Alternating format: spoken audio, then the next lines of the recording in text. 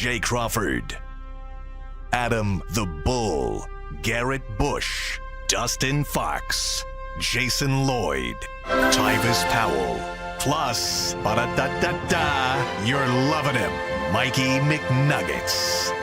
And so many big names, it would take me hours to say all of their names. The ultimate Cleveland sports show starts now. Booyah! Welcome to the ultimate Cleveland sports show, along with now Mr. Big Shot Tyvis Powell, who's just running into the studio as we speak. Oh boy, there he is. Almost did it, Bull. He almost made it. If you didn't have to pee, Tyvis, you would have been on time. But put your mic on first. Let Earl do your IFB. Who knows how fast Tyvis was driving to try to get here on time. A lot to get to on today's Ultimate Cleveland Sports Show. Mikey McNuggets on the panel today. Earl is producing today. Anthony here. Director Steve as well. So plenty to get to. We'll get to the Guardians later and their latest big injury news with Chase DeLauter. We'll get to the Browns later and how much they have bleeped up this Nick Chubb situation. That's all coming up. Oh, yeah. Wait till my podcast comes out today where I could use very serious language. I went off on the Browns, and I will go off on them again today. Tyvis, you need a minute to catch your breath there? So listen. Yes. Let me tell you about my day. So I get up this morning. I got to go. Usually I go get a rental car. So I went to the rental car place. Whoa, what do you mean you usually get a rental car? Usually get a rental car when I come because I don't want to put all the miles on my. You get a rental car every time you come here? If that, or I use Cardale's Tesla. Yesterday I used Cardale's Tesla. But anyways, so today I go to the rental car place. I put the reservation in on Sunday. Yeah. And I put the 12th. He's out of breath. You hear it? Yeah. I put the 12th and not the 5th. So when I got next week. Yeah, so she was like, you ain't got no reservation. So why didn't you just take your car? Because at that point I was too committed. Like I was already committed. So she scrambled. Doesn't your wife use the car too during the day? Yeah, but just to take my daughter to school, which she could just miss the date, whatever. Yeah. Anyway, no, she can't because I didn't, so she can't either. Anyways, so she scrambles and she gives me this reservation, finds me this vehicle and all that. So I didn't leave her car rental place to 9:05. Yeah. Which is like, oh man. So I get on the highway, I'm doing it. I'm rolling, right? Yeah. And the ironic thing happened is I was behind the police. Oh, God. Right? So when you behind the police, you don't pay attention to the speed. You like, I'm behind him, so I'm good. Right, yeah. So the police officer gets over in the middle lane, lets me pass, and then gets behind me and pulls me over. What? And he says, is there a reason why you going 84? Oh, my God. I said, to be honest with you, I was behind you, so I should have said, there's the reason you going 84? So he was like, give me your license. He was like, I'm going to just give you a warning. Because in his mind, I'm sure he's thinking like, if he was behind me, that means that I was going 84. So how you go get yourself a ticket? So I had that happen. Then I had to stop and get some gas. And I say all that to say, I still was here at 10:59 to be exact. You left Columbus at 9:05. Got pulled over. Got gas. Still made it here. That means at some point you were going faster than 85. Yeah, but he don't need to know that. So I say all that to say, you can still be on time with a bunch of adversity in your life. You can still make it on time. It's not an excuse to be late. Well, we have some of the worst drivers in the history of America on this show. Between Jason. No, Jason is by far the worst. He's a lunatic. His stories is unbelievable. I would never do totally reckless. Oh, totally incredibly, reckless. Yeah. Anyway. Top 3 fastest drivers at UCSS: Jason, myself, Tyvis. Oh, I drive fast too. That's the top 4. Wait a minute. What do you mean? When you on the highway and you're speeding, like how much over the speed limit do you usually be at? Like normally? Yeah. I probably drive like between 75 and 80. Oh, that's not speed. Okay, then fine. That ain't then no. I'm not where you at? Where you at, Steve? I'm about an 85, 90 type of dude. See, now he's ridiculous. That's 83 is about where I take 83, 80, 84. I guess 84 today. 83 about it. You know what's the scariest thing, though? You got to know the spots where the cops hide out. Yeah, well, that's the game that I play. Yeah. I enjoyed making this drive because it's like I can see them. I know exactly where they're going to be. So it's like my body and just instinctually slows down in certain areas. It's hilarious. Yeah. The key too, if you see a cop up ahead, not jam on the brakes, but just Take your let foot off go the of the gas, gas. Yeah. The gun, they can't read how fast you're going if you take your foot off the gas. There you go. That's the key. How does that We're work? spilling all our secrets now. No more secrets. I don't know. Anyway, cops shouldn't be hiding anyway. They should. You're supposed to be if the goal is to prevent people from speeding, you shouldn't be hiding. The goal is really to give people tickets generally, not to prevent people from speeding. But Tyvus, was it a state trooper or local police? What's the silver car? That's the state trooper. It was a statey then. Oh, you a bold man. Listen. You a bold Yeah, you man. got You lucky. see them all blue lights behind He you. was wrong. He was in the wrong. You can't give me a ticket if you wrong. They say 2 wrongs don't make a right. yeah, but the cops are allowed to speed, Yeah. I guess. He ain't with his lights on. I'd have put him under arrest for citizens You would have arrest. citizens arrest. Citizens Citizens arrest. arrest. Yeah, I don't know if that would have gone all that well, but Worth a shot. anyway, let's talk some sports, guys. Apparently, our executive producer, Steve Becker, is very excited about something. Are we talking about that for 2 minutes before we get to basketball? The trade? Or are we not doing that now? Let's do it at the end now. We're going to do it at the end Yeah, now? we got Tyvus in now. All right, yeah. so obviously we're going to start with the Cavs. Let's first go to Earl for a read here. What's up, fellas? Man, when the Earl. games tip off, the NBA action is just getting started, and there's no better place to get in on that than FanDuel, America's #1 sports book. With FanDuel, you can place live bets throughout the game. So even if you missed the opening tip-off and you want to bet on the fourth quarter comeback, you can still get into action. And if you're looking for a bigger payout, you can even combine your live bets into a same-game parlay. I take advantage of the 25% boost with the Cleveland Cavaliers in the month of March. So right now, new FanDuel customers, they can get $150 in bonus bets if your first $5 bet wins. Just visit FanDuel.com to join today. That's FanDuel.com for your shot at $150 in bonus bets. Make every moment more with FanDuel, the official sporting betting partner of the NBA. Speaking of the NBA, the Cavs with a similar type of win that they've had recently, guys. Not playing well in the first half, playing great in the second half. I believe they scored 82 in the second half of the game. Now, obviously, it's a terrible. What a describe. The Bulls going to be the. I don't know if technically is the play-in considered the playoffs or no? Technically not, no. No.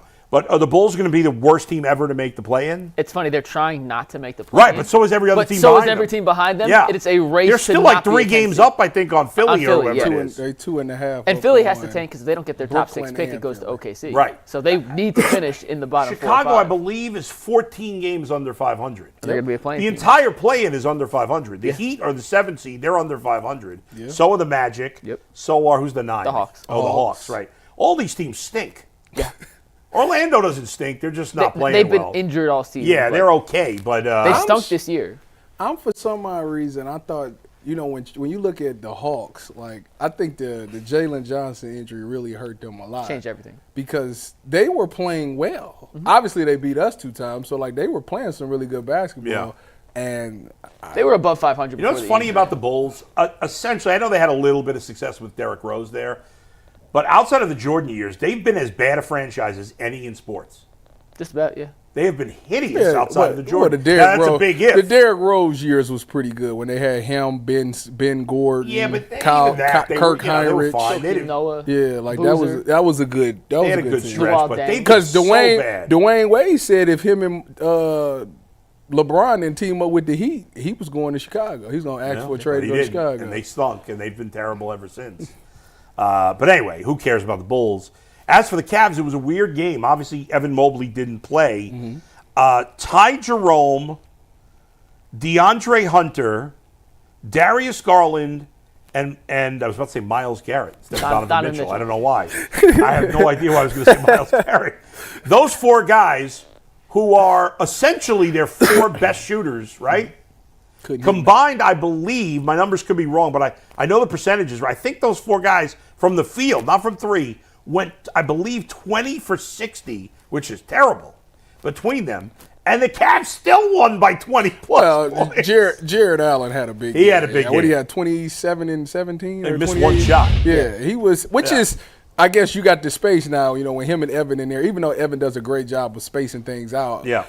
Granted, Vucevic didn't play, so that was another thing. So I feel like every time the Cavs play a game, their big guy on the other team doesn't play. Like 80% of the time. But he's been the one that's been quiet. Even McNuggets was like, I think he's a little hurt. Yeah, we were saying yesterday, what's with Jared Allen? He still took some lefty shots. Clearly, he watches the show because he wanted to prove you wrong. Shut you up. Well, hey, Steve, pull that game stat graphic back up. I found a crazy stat last night. Yeah. Jared Allen yesterday, 25 points, 17 rebounds, only missed one shot. Steve, please pull that up whenever you get a chance. Yeah. That's the third time in his career he's had at least 25 or more points, 15 or more rebounds on 90% field goal shooting or better. Right. 3 games in his career he's had that now.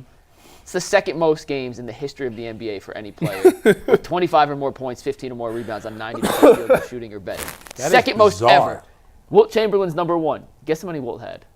Oh, my God. How many did Jared have? He has 3, which is now the second most I'll say Wilt ever. Chamberlain did it 52 times. No, way too high. Way too high. I'd say The 90% field goal percentage is the... that's the one that's tricky. Yeah, yeah. I would say a dozen. 15. Exactly a dozen. It's 12 times. I So was Jared Allen thinking about the 90%. now stands alone in the history That of the is league. crazy. 25 or more points, 15 or more rebounds on 90% field goal You shooting could or ask better. anybody that didn't hear that stat now. You could ask any NBA fan, big NBA fan.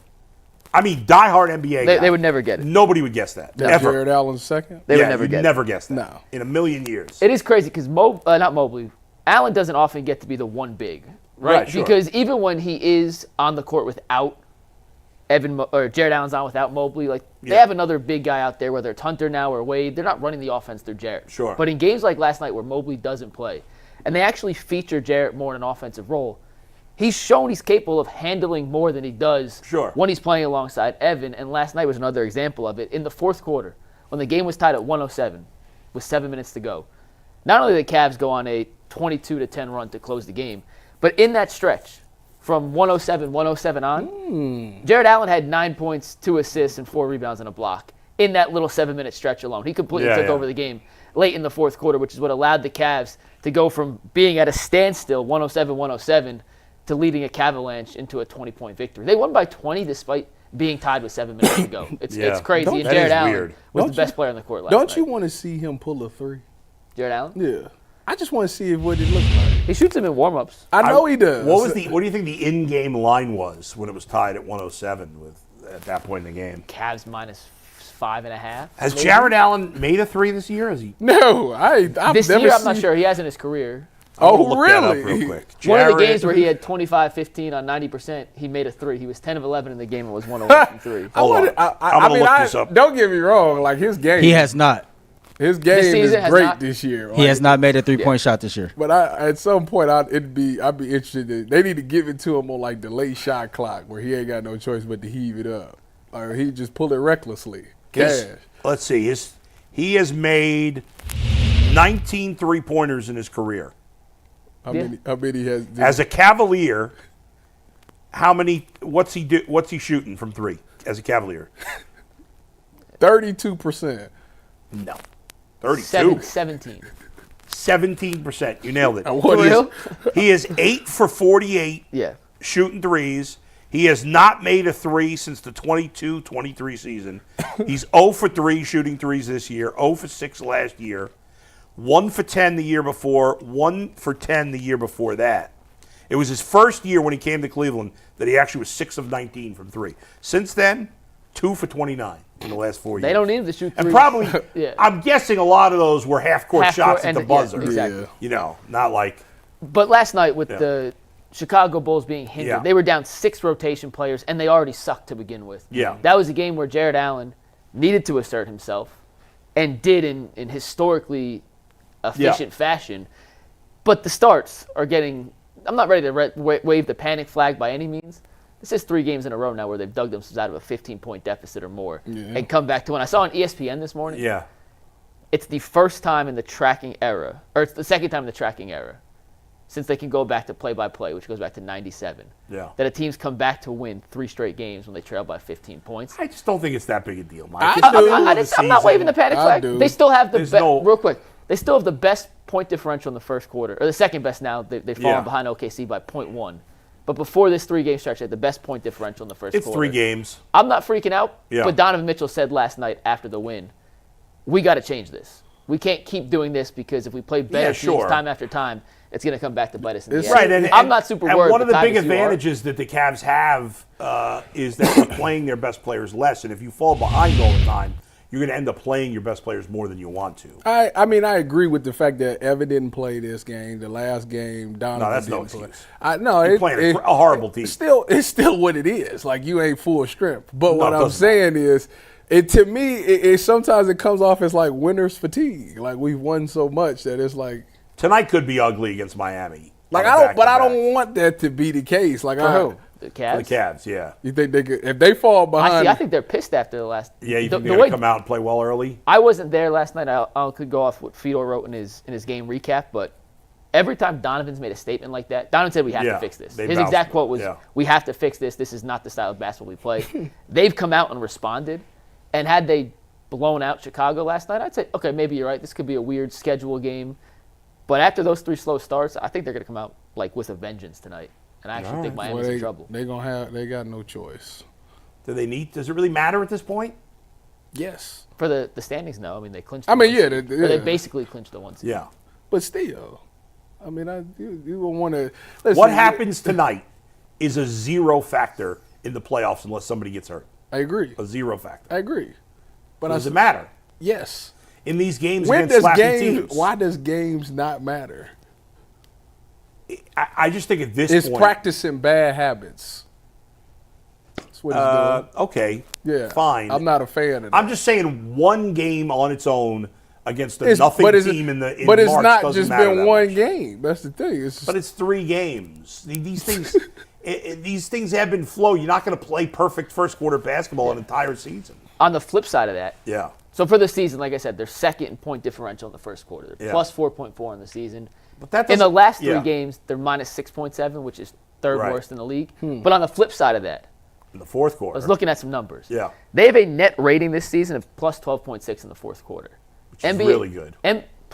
NBA.com goes back to 96, 97 to track that kind of stuff.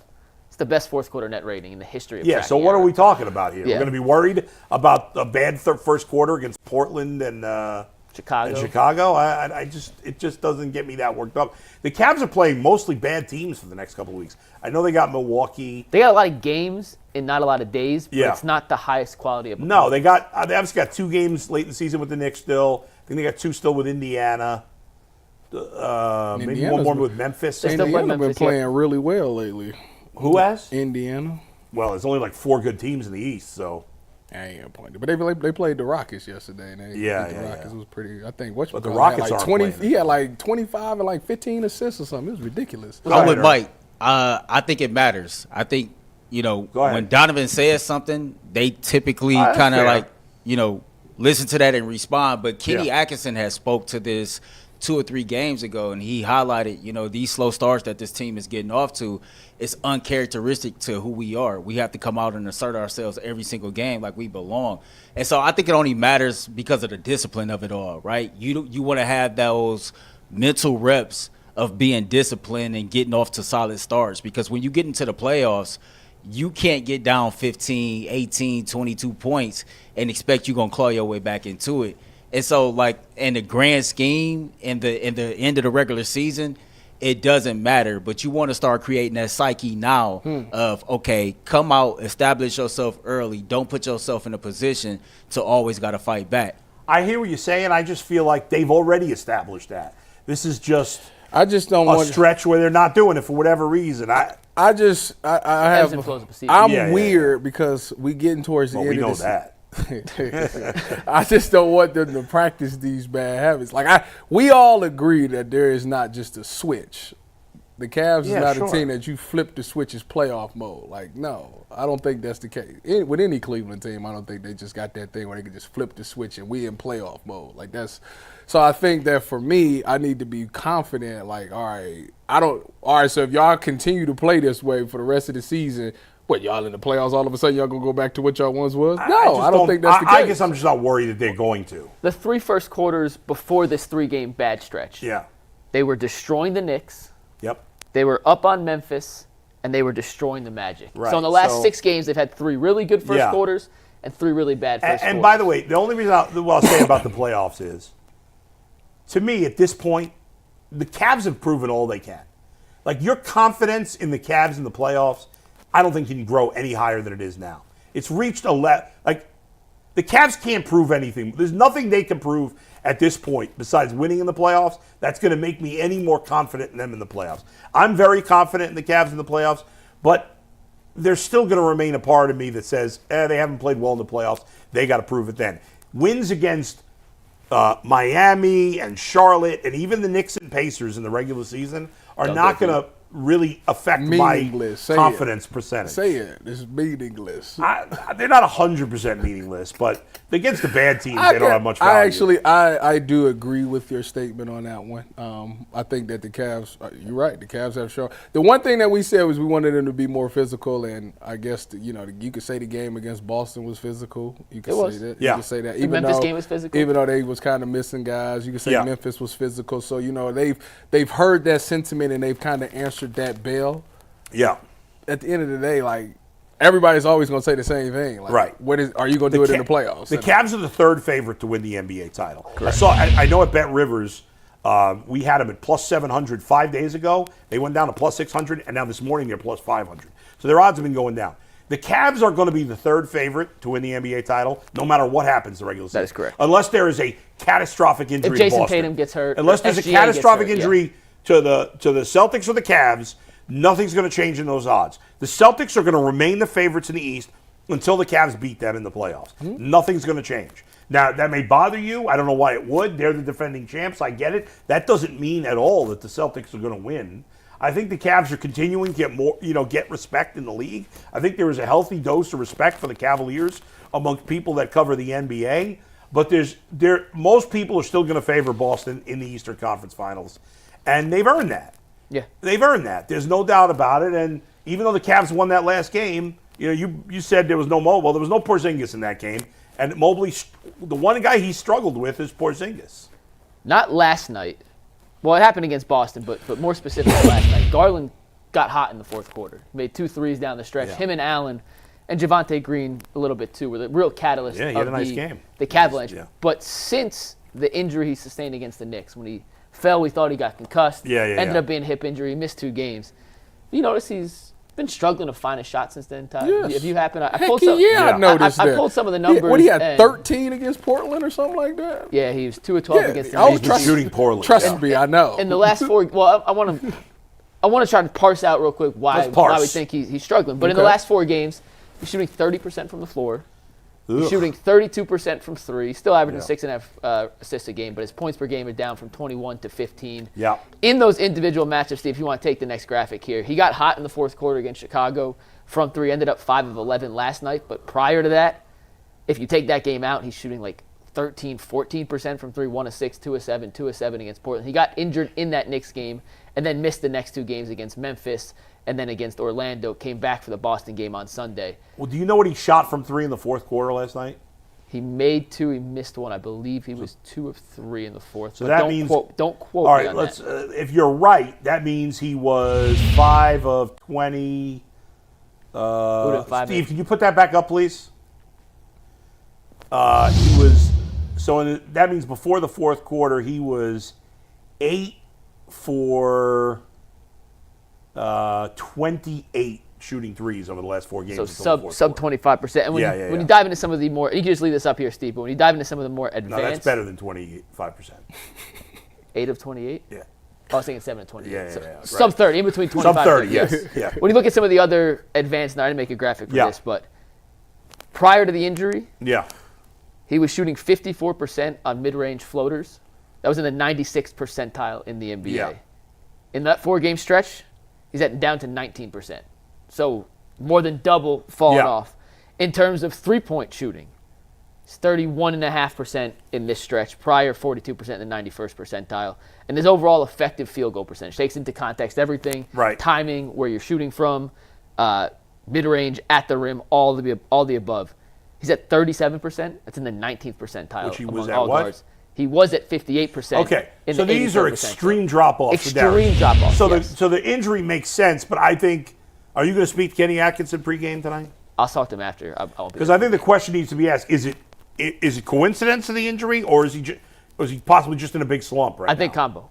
I think it's a combo. He's missed some shots. He's gotten good looks. Because these are like off the cliff drop offs. But in the last game, Chicago, got a lot of good looks, just missed them. Yeah. I didn't think he got as good of looks against Boston and Portland. The way they pressured the ball without Donovan on the court, they made life really hard for him. Yeah, and Boston's a tough matchup for him. He missed some shots he usually makes, but I thought last night he got some good looks. He just missed them. You know what's gonna happen? You're gonna be wanting to ask Kenny that question after the game, and he's gonna go crazy. He gonna go crazy. I hope so. I hope that'd be the best case scenario. I'm not panicking. I'm just put it on pointing out. You know what I'm saying? Put it on the ticket. FanDuel, Darius over or 25 points is gonna happen, guaranteed. Listen, tonight he goes off.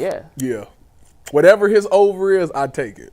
I think just worth pointing out that he's been in a little bit of a shooting slump the last couple games. And I'd like to know. I mean, I don't know how forthcoming Kenny Atkinson will be about. He's not great at lying to us. Put it that way. No, he's very honest, but sometimes with injuries, and it's smart.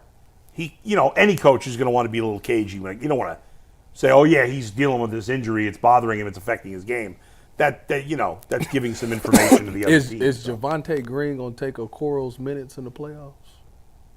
I don't think Okoro's. I don't think either get minutes in the playoffs. I think they're all. All right, so those two are in the mix for that. Let's say those guys only play probably if Dean Wade gets hurt. Let me ask you or this. somebody else gets or hurt. Spot matchup. Foul trouble happens. Yeah, and you need a defensive presence on the floor. Because Javonte, I don't know what he is defensively.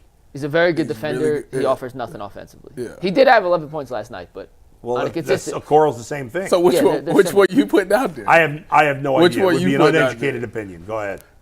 Right now, as of 11:26 on March 5th, I probably lean towards Javonte, only because we've seen Okoro in the playoffs, and he's 3 of 25 from 3 in the last 2 playoffs. At least Javonte may be able to shoot better than that. I don't know, but it goes either way. If you want to say Okoro, I have nothing. I'll say this: if you're not sure who's the better player for that role, if you need him, I would give Okoro the first crack because he's been here. That's fair. He's part of the team. He's part of the fabric of the team. They did sign him. Right? Actually, I give him first crack. I'm changing my answer. It's Okoro. Wow, look, I tucked you into something with basketball. That's the first time ever. I was just thinking from the 3, but you're getting the same skill set from. Right. I'll give the guy Okoro. If he was clearly better, then I'd go with him. But if they're about the same level, give Okoro the first crack. Yeah, now, if he sucks, then you change. But I'd give him the first shot as the guy who's been here. Those two and Sam Merrill are going to be the 9th guy in the rotation. Right, that Kenny has an option to, depending on matchup, depending on injuries, fouls, exactly. But those 3 guys, and it's going to come down to who Kenny feels in that specific situation against that specific situation against that specific opponent, who gives him the best chance. But in any given series, we may not see anything from those guys. Those guys could not play at all. Anything you get from any of those 3 is a bonus. And Brad Sellers was on yesterday. Yeah. And Brad, you were here. You weren't. Yeah. Brad talked about PJ Tucker. Well, PJ Tucker is his new Carmelo Anthony. Is a corpse. PJ Tucker. I mean, listen, if Brad really wants to bring in PJ Tucker, A, they can't because they just signed Tomlin, so they're out of roster spots at this point. And then you just 2, need him for minutes. But you can't even do it anymore. Who's better, the Browns Tomlinson or the Cavs Tomlinson? Well, the Cavs don't have a Tomlinson. Oh, I think you said Tomlinson they signed. They have Tomlin. No Tom Lynn. All right, Tom Lynn or Tomlinson? Who are you taking? Tomlinson. Tomlinson's a better Speaking player, of the Browns, let's switch it up because the Browns have screwed the pooch yet again, girl. Yes, they did. The Browns being the Browns. Before we get to that, though, it's a good time to let you all know that me, Mike, and Anthony will be back with a brand new episode of Behind the Glass tomorrow, man. Don't know what time it's going to debut, but we're going to get our work done early in the morning, come downstairs, shoot a brand new episode, and have some fun with that. So make sure y'all check that out. Mike will tell us later on what time you all will get an opportunity to see that. All right, so Mike, I'm going to let you go ahead and set this up, man, because you was the one who kind of made me aware of the report from Mary Kay Cabot. We got the actual quote from Mary Kay in her article. Go ahead and cook. Yeah, I just think for this conversation about Nick Chubb, it is important to give you exactly what Mary Kay said in her article yesterday. So we're all coming from this from the exact same standpoint. No one could misconstrue or misinterpret where we are getting our information from and what we're kind of reacting to, because Mary Kay wrote a piece yesterday on the Browns' 4 biggest free agents, and this is what she had to say about Nick Chubb, which led to some people getting very upset. From Mary Kay's article yesterday, quote, It's the end of the Nick Chubb era in Cleveland, and it's a sad day it has to end this way. The face of the franchise since he rumbled through the doors in 2018, Chubb should have finished his career with the team that drafted and developed him, but the crushing knee injury thwarted those plans, like Joe Thomas before him. Chubb truly meant it when he said he wanted to finish his career in Cleveland. He's orange and brown through and through and would have never considered asking to be traded. That continues. Chubb has stated unequivocally since late in the season that he wanted to come back, but it's probably not going to happen. The Browns gave him last season to return from the injury, make more than $2 million, and walk away with some grace and dignity despite being a shadow of his former bruising self. But Chubb, a freak of nature with superhuman traits, has vowed he'll be better in his second season from the 2 surgeries, and some teams are likely willing to give him a chance. Here's hoping Chubb, who embodied everything good about the Browns, finds a great new home and finishes his career on a strong note. End quote from Mary Kay Cabot. Let me tell you guys, I went completely bananas on my podcast about this yesterday. Rightfully so. I mean, this morning, and it'll be out later today. And on my podcast, I was dropping F-bombs, so you're going to want to watch that later in the day. You already know, and I'm sorry to tell you this, and I know there's a small percentage of the fan base that thinks I root against the Browns, and that's okay. You have to believe what you want to believe. Let me say this. The Browns have once again solidified that they are the worst organization in professional sports.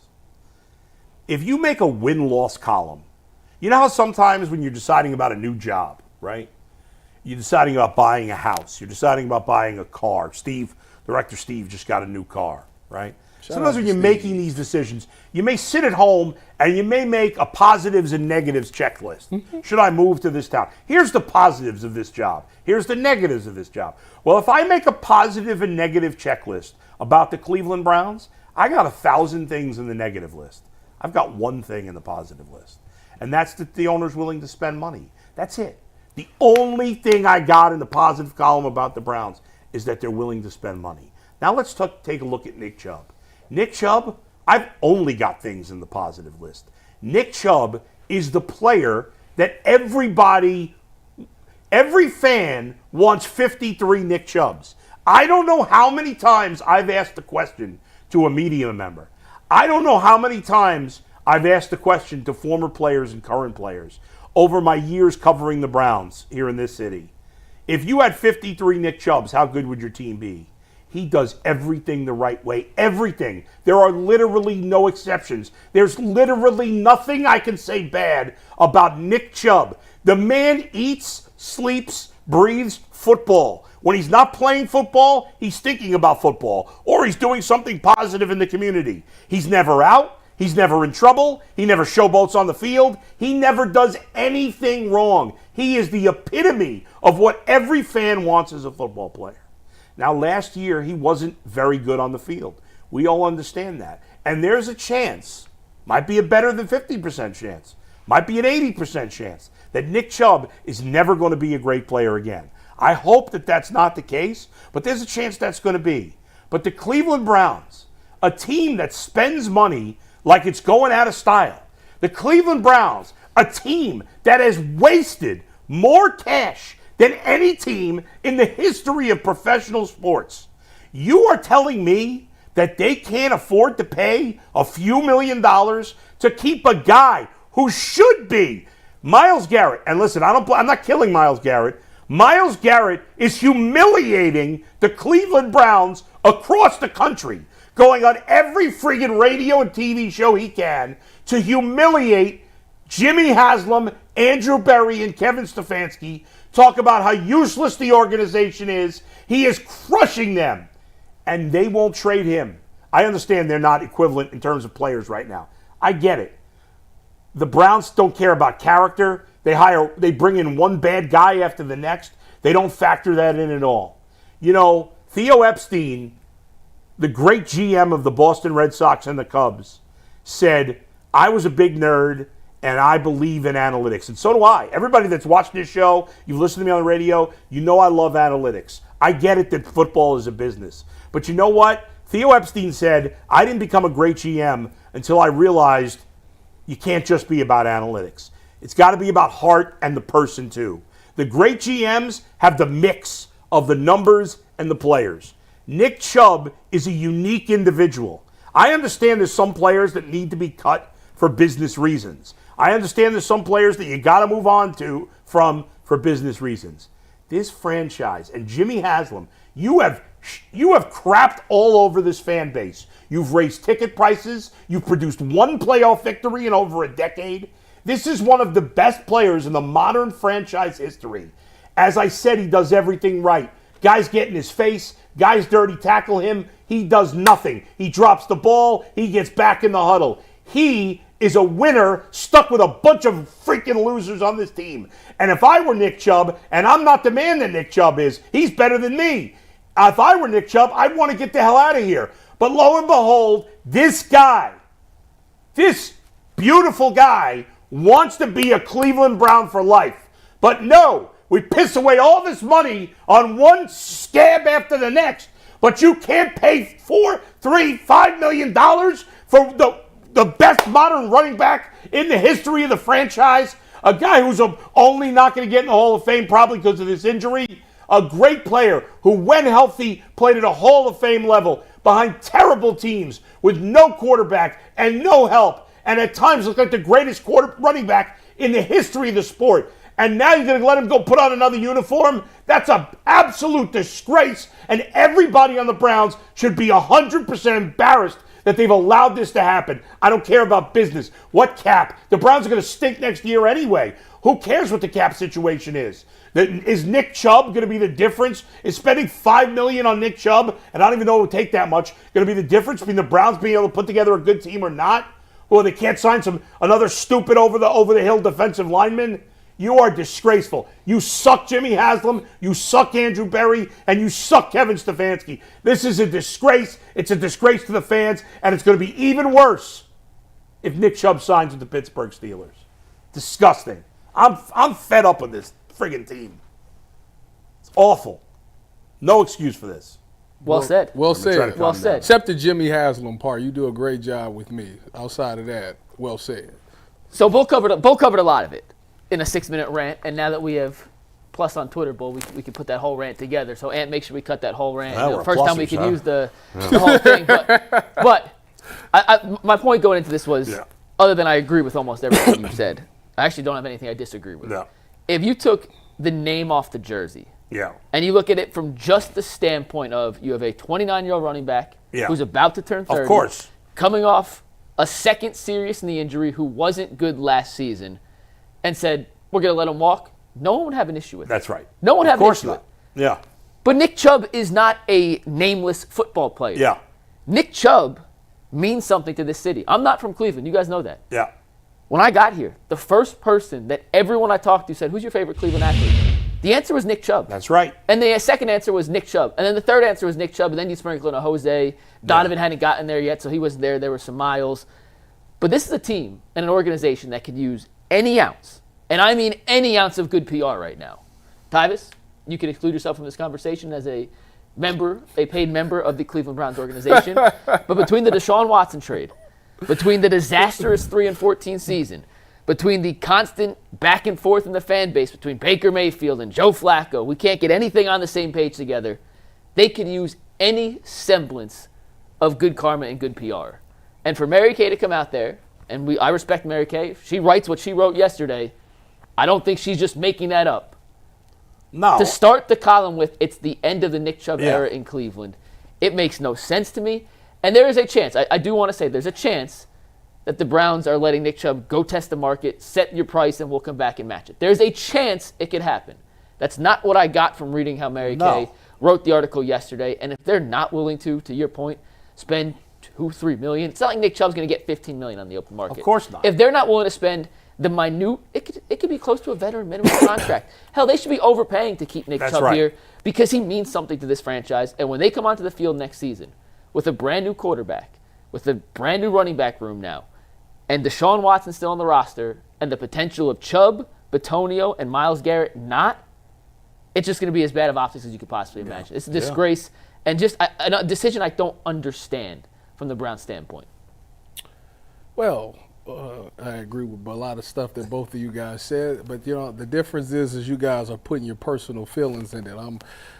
As of lately, I've been in a business mindset, as you guys know. I've been in a very business mindset, and I just look at it as business, you know. One, I look at it from a personal standpoint. I'm with you guys. It's nothing to – you would want Nick Chubb to be in there. Even if you drafted a running back in the second or third round, like you still want them to be around Nick Chubb because I think he's a great teammate. Of course. Think that the way he carried himself and how he was on the field and the hard work and dedication, you want your younger guys to see that. They want to learn from a guy who was considered the best running back in the NFL at once upon a time, and he can share those things. So you would be grooming the next guy.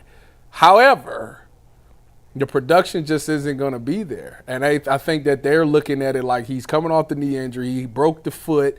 And it's like it seems to be now. But it's so little money. I understand that, but I'm saying to them, they're probably thinking to themselves at this point, maybe they look at him as damaged goods. Like, okay, so it was the knee last year. Now it's the foot this year. What is it? The hamstring the next year? Like it could be they thinking his body is. But if you look at the culmination of the running back room, you got Jerome Ford, who's a 5th-round rookie, making nothing. You're probably going to draft a rookie making nothing, and you sign Nick Chubb for. You could be spending $5 million on the entire running back room next year. Again, like I said, I get what you're saying. From a personal standpoint, I understand that. Not everything. Okay, then if everything's about business, it is. Then let me talk to you. This is just the cold nature of the NFL. Browns fans. It's cutthroat. You can't. Yes, he's beloved. You know what? Last year was a perfect example because they could have cutthroat the whole thing and said, "Listen, we only giving you $1 million." Really? They could have. Fine. They could have done. He could have said, "Take a pay cut." As good as I've been, no, I'm going to go somewhere else. And then we would be sitting in the same position that we are right now. So that was a slap in the face to ask him to take a pay cut. A player of his stature. They could, like I said, they were generous with the. They were not generous. Yes, they were. He was because it could have got really bad. Let me tell you something. Every Browns fan, and I know you're not going to listen to me, but you should. You should treat the Browns as a business. You pay to go to Browns games, right? Yep. You pay. You're supposed to be entertained. The Browns don't entertain you. More often than not, they let you down. They suck. They're terrible. They've won one playoff game in the Jimmy Haslam era. One. They haven't gone to the playoffs in consecutive seasons since some of you were born. So why spend any money? If it's all about business, the Browns are cutting Nick Chubb for business, then fans need to treat the Browns as a business.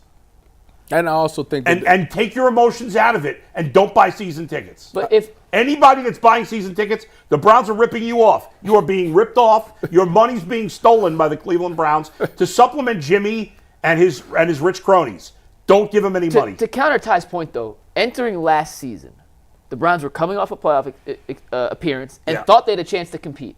Right? They genuinely thought they had a chance to compete last year. The world we all did. I know you didn't pick them to make the playoffs. Yeah. You were except right. Bull. Everybody else was except You Bull. thought they could be at least competitive, and we all thought they'd be another playoff team. I didn't think they'd be this bad, of course. The cap dollars that they saved and/or would have saved if they not re-signed Chubb could have gone to a player they thought could help us put us in a better position to compete for the playoffs. Mm-hmm.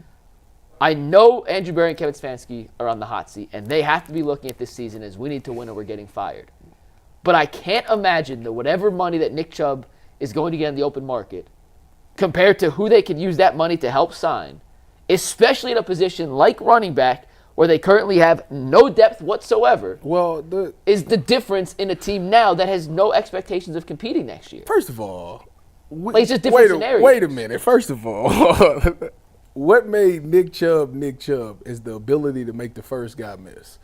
Our offensive line, we talk about how great this offensive line was a couple of years ago. No, they weren't. Nick Chubb was still getting contacted in the backfield. They were better. But you're right. Sure. But Nick Chubb was getting tackled. He was making people miss in the back. He's one of the greatest. So, to me, right now, the way they look at it is last year he didn't have that ability to make that person miss. We all understand that. Okay. Nobody's arguing with you what I'm saying is they still, even if they brought Nick Chubb back, that offensive line still ain't fixed. We're not saying sign Nick Chubb to win. We're saying sign Nick Chubb because he's one of the very few players, and certainly one of the only good player the Browns have had since Joe Thomas that actually wants to be here. Have you heard the phrase that nice guys finish last? Tyvus, I think it's more about morale, though. Because I you got a situation. It's a pathetic state of affairs in all countries. I understand the morale and all that. Listen, I love Nick Chubb, too. I'm mad that he leaving, too, because I want him to stay, too. But from a business standpoint, I 100% get why they're moving on. A couple things. I 100% get that. Like, it's not a done deal, but based on how this article looked, it looks more likely than not that Nick Chubb won't be back. But to everybody's point, I think it's more about morale, right? The Browns are now in no position to be a competitive football team that's going to go out here and contend for anything. And I think that writing is on the wall. But you also have a culture problem. And when you make the decision that you're not going to invest in Cleveland's favorite son, it does nothing to help the culture. Now, granted, he has the injuries and he's 29 and the business side of things says one thing, but for certain people, I believe certain exceptions have to be made. That's and right. in the Cleveland Browns situation, when you have a bad team and a bad culture, you need to do something to stabilize one or the other. And Nick Chubb stabilizes the culture. Earl, let me ask you this. We all think the Browns are going to draft a quarterback at number 2. Who would be a perfect guy to have in the locker room for a young rookie quarterback to see? You want to get beloved in this city? Obviously, winning will do that for you, but you want to see how to act and become this city's second son, third son? Who's a great person to look at and follow in that motto? That's right. Is Nick Chubb not the perfect guy for that role? And what? There's no chance Nick Chubb can't bounce back from an injury? It's not like he's 35. I mean, Derrick Henry was still great at 31. It's a lot of guys, it takes an extra year to come back. You're telling me at the very least he couldn't be a good blocker? Or couldn't be a good short yardage back? A good mentor to the rookie running back they draft? And yes, and as you said, protection and someone to lean on for the quarterback. Nick Chubb, again, I mean, the whole thing's ridiculous. I mean, think about this. You have the 3 guys that have been here the longest on this team. Myles Garrett wants out in the worst way, and the Browns are saying, we're not going to let you go. So he's going to be in the locker room, if he's here, pissed off, setting a terrible tone. Joe Bitonio. That's not necessarily true. You don't think so? You don't think he's going to be pissed off? I don't think Myles has a problem with the players. Well, no, I'm not saying he's a problem. So that, like, but he's going to be pissed off. From that. But when you're around the players, I'm not going to be like. But the players, still my guys. The players know he spent the whole offseason embarrassing the team. Yeah, but like I said, at the end of the day, like, yeah. But don't you think that's bad for the culture? You think they're not hanging out with Myles? I think you guys are both right. You saying I'm saying you think Cleveland Browns players is like, hey, Myles, we ain't kicking it no more. No. That's what I'm saying. Like, I'm just saying, if your best player doesn't want to be there, doesn't that do something to the other players? Like, well, I mean, you'd be like, the question is, he really. Well, the thing is, everybody probably understands why he's saying what he's saying. But, like, if they're not going to trade him and he's going to be here, it's like, all right, well, we might as well. I got a question for you all. Go ahead and rock. 2 more questions on this before we get to our guests. The next question on this topic is, everybody's here football fans and they pay attention to other teams. In your opinion, if Nick Chubb moves on from Cleveland, which team is the best fit for Nick Chubb and why? I mean, I gave this way too much thought, by the way. I mean, in this division, there's 2 great fits, the Bengals and the Steelers. Neither's the right answer. You're right that they're good fits. They're on my list. They're not the right Who's answer. the best fit? I think Minnesota. Yeah, but they have Aaron Jones. Nope, free agent. He signed a 1-year deal last Yeah, year. but who's there? He's not. old. Nick Chubb's not a running back 1 anymore. I know you signed him and someone else. He's got the familiarity with the GM there. Yeah. I pronounce his name wrong every time. They got He doesn't care about J.J. that. McCarthy. Well, why does that make that a perfect fit? Well, I'm just saying he's familiar. They got J.J. McCarthy in the Kevin O'Connell system, which is a wide zone running system, which is what he thrived in with Kevin Stefanski. You're going to hate the team that I say. Who? But he should 100% do it. You say Pittsburgh. Tampa Bay Buccaneers. Nah, they got good backs. No, they like their backs. Bucky Irving. They out on Rachaad White. But Bucky Irving and him? I could replace. I don't know. You back with Bake? Would you want him in Cincinnati? That'd be nice. I would love him as a Bengals fan to be there, but as someone who covers and roots for the Browns, I hate the idea of it. But selfishly as a Bengals fan, he'd be a perfect fit to be the second back to Chase Brown, and he'd be a good fit with Jaylen Warren in Pittsburgh. Because Brown and Jaylen Warren are, smaller backs, and he'd be a great goal line, 4th down guy, 3rd down guy, short yardage guy. I think New England would be a decent fit. But he too, doesn't want to go to a Stevenson. bad team, does he? if they're If the he's ones going to who leave, pay, if he's going to leave, I don't think Nick Chubb is going to the team that offers him the most money. He's shown you that time and time. I'm just naming Nick places Chubb that has Chubb cost better go. himself money because he wanted to stay with the Browns, and that's what's a disgrace. He signed extensions that were not market value. good enough because he wanted to stay with the Browns, and now the Browns should do right by him, and they're handling this poorly. It's terrible. And Nick Chubb I doubt will make a decision based on money. I think if he's going to leave the Browns, which he has no choice, he's going to go to a team that gives him the best chance to win, I would think. If I was him, Yeah, he's not going to New England. I'd go to the Buccaneers or I'd go to the Falcons because he's. Why? But the Bengals are a better team than both of those teams. Tampa Bay, they made the playoffs. If Tampa Bay plays you think the Buccaneers are better than the Bengals? I mean, they made the playoffs. That's Well, it's two different conferences. Just saying, they made the playoffs. That doesn't make them better. Wait, what money is they gonna have left over? Because they still got to pay. The a Bengals bunch have of guys. over $100 million in cap space. What are you talking about? Okay, and they still got 3 players to pay. Yeah. So pay them. If they got all this, pay them. That's a big difference in paying Nick Chubb $5 million or $3 million. You never know because they demanded. Them 3 players is demanding all $100 million. As they should. He could go to the Chiefs, replace Kareem Hunt. I thought of that too. I thought of that too. Still think Minnesota's a good That'd fit. be great. I don't know. You want to go with a rookie But quarterback? I feel like they don't run a lot there, right? Do the Chiefs run the ball that much? They did They last ran year. it the year before with Pacheco too, when he was healthy. I forgot about him. He was banged up last year. Listen. There's any place that doesn't have 2 backs. He'd be a great fit. Yeah. I'd go someplace that's in a dome or warm. That's usually what people do when they get older. As you get towards the end, you start going. I mean, he is from Georgia, so that's why I said the Falcons and Tampa Bay's in Florida. But they got a great back who plays almost every play. Bijan? Yeah. And then they got Tyler Algier too, right? Yeah, he's a decent. And he's on a rookie contract still. Yeah. They get a third. So I don't know. I don't think he's going there, but It would kill me to see him in Pittsburgh or Cincinnati. Like I was just trying to picture when be- you mentioned Yeah. as someone who covers That'd the be the Browns, popular. yeah. That's the popular thing nowadays. You go somewhere in that division. But could you imagine? I've seen a AI photo of him in a Steelers jersey. It just doesn't look right. If I'm the Steelers, I'm trying to sign him. It doesn't look right. If I was the Steelers, I'd definitely sign him.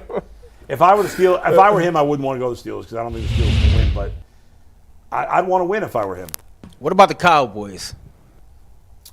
I wouldn't go there. They don't really have a lead back. They need a lead back. What's wrong with I that? think he's a free agent. Really? I believe so. thought he was young. I have seen them getting mocked a bunch of running backs. Yeah, I've double-checked that. Maybe I'm wrong, but I think Dowdle's a free agent. I think Najee Harris and Dowdle are the 2 best. Not that, I don't think there's much in the free agent running back market. Is Rico? We get too caught up in free agent. Most of the top free agents, when they sign, end up being busts. Yeah, the Most 49ers just cut Hargrave this Hargraves, morning. he was a big deal when they signed him 2 years ago. Everybody made a whole big thing. Then they cut him 2 years later. That happens all the time. We get all excited about my free boy agents. Draymond. Speaking of, put the camera on me, Steve. He is a free agent, by the way. Put the camera on me. I need to say this. So we talk about people that the Browns need to get people that want to be here. Well, my boy Draymond Jones wanted to be here when he signed with the Seahawks. What was that? A couple years ago? He wanted to be here, but allegedly the money just wasn't right. You know what I'm saying? Now he's a free agent. He's from the city. You need some defensive tackles. Hey, I mean, listen, you can have 2 Buckeyes in the middle right there. That's true. I'm all for it. That'll lead to You a know lot what I'm of saying? winning. So I give my boy Draymond a call and see what's going on there. How old is he? Draymond probably 27, 28. Oh, okay. He's younger than I thought. I don't know why I thought he was Hold older. on, let me look. All right, Earl. So the last part of this conversation is what now the Browns will do at running back. Even if they had brought back Nick Chubb, or even if they did bring back Nick Chubb, 28. they still got to address the position. Dressing the position in running back is not starting running back is not an option in free agency, in my opinion. We all agreed, by the way, with our answer. Different people, but Right. rookie is the way to go. I don't know who the rookie is. I don't know enough about the rookie running backs. But the Browns need to address the position at running back. Let's face it, the Browns need to hit a home run in the draft. Oh, yeah. Andrew Berry so far has been a bad drafter. What I say, they got 4 picks in the top 102, right? I think it's 5 in the 102. Yeah, they better make sure all 5 of them is. I believe. No, they can't. They don't have. That would mean they'd have They got what, first, They a have one second, first. 2 thirds, And the early 4th. an early fourth. An early fourth, All right. yeah. I guess so. They need to get a running back. I mean, but they need everything, including a running back. They got 5 picks out of the top 102 they have hit on athletes. so few of their draft picks that it's hard to have confidence. But if Andrew Berry, this is the time to turn it around and start drafting well. Now, it's the first time he's had a full complement of picks in 4 years. Ty, who do your rookie running do you back like? choice be? For the Browns? Well, there is these 2 guys that's in Columbus that did really well. You could take. All right, is this Ohio State bias? No, they're really good. They're really good running backs. Okay. Both of them. If you want the home run hitter, a guy that's going to break away and you ain't catching him, that's Travion. Both of them really improved over their courses of this season. Travion coming into the season, the one thing about Travion is he was never healthy. He was always this explosive running back, but he never could get through a full season. It would be a foot injury or a hamstring or something like that. And then he got with Quinshawn this year, they was able to finish the entire season, and you seen the numbers. I mean, you throw him a screen pass, boom, he taking 75 yards. These is the same things that he was doing from game 1 as a freshman till his last year. So for me, it's just durability with him. Can he handle the course of a full NFL season? That's a big concern. That's a big concern. Yeah. But if he's out there, he is a game changer because of his speed. He's really improved as a pass pro, as a pass blocker, and he catches the ball out the backfield. I mean, he does literally everything. With Quinshawn is more of a physical back. You watched him in the championship game, and you watched him over the course of this season. When you had to have it, when you needed to seal the deal, you know how you get to the fourth quarter and you trying to get to 2 minutes, you got to get that first down? Mm-hmm. Quinshawn was the guy that would run people over, and they just couldn't bring this guy down. And then he goes out to the combine, he drops a 4.48. Now, I will say, he dropped a 4.48, but I watched this man get walked down in the national championship game. He should have broke a long run, but he got walked down. So that's my only knock on him. But outside of that, he's everything that you want in a running back as well, as far as a physicality standpoint goes. So I would take either one of them. I'm good with either one for the running backs from. By the way, before you go, Mike, did you guys see? Go Bucks. That reminded me of at the combine that offensive lineman that broke the record for bench press reps. No, I didn't see it. No. How many did he do? 50? I think he did 49. Sheesh. Unless that video wasn't new, maybe. There was a guy from Arkansas who set the record. The Giants drafted him in like the 6th round. Never panned out. But I think he put up 49 too. So maybe it was an old video. I wonder if it's an old video. We'll look it up in a second. Disregard. Go ahead. I think you got the right conference for running backs in terms of who the Browns should draft, but I think you got the wrong school. Both the Ohio State guys are good, but Caleb Johnson out of Iowa, Cincinnati I think would be a really, really good fit here for the Browns for a couple of reasons.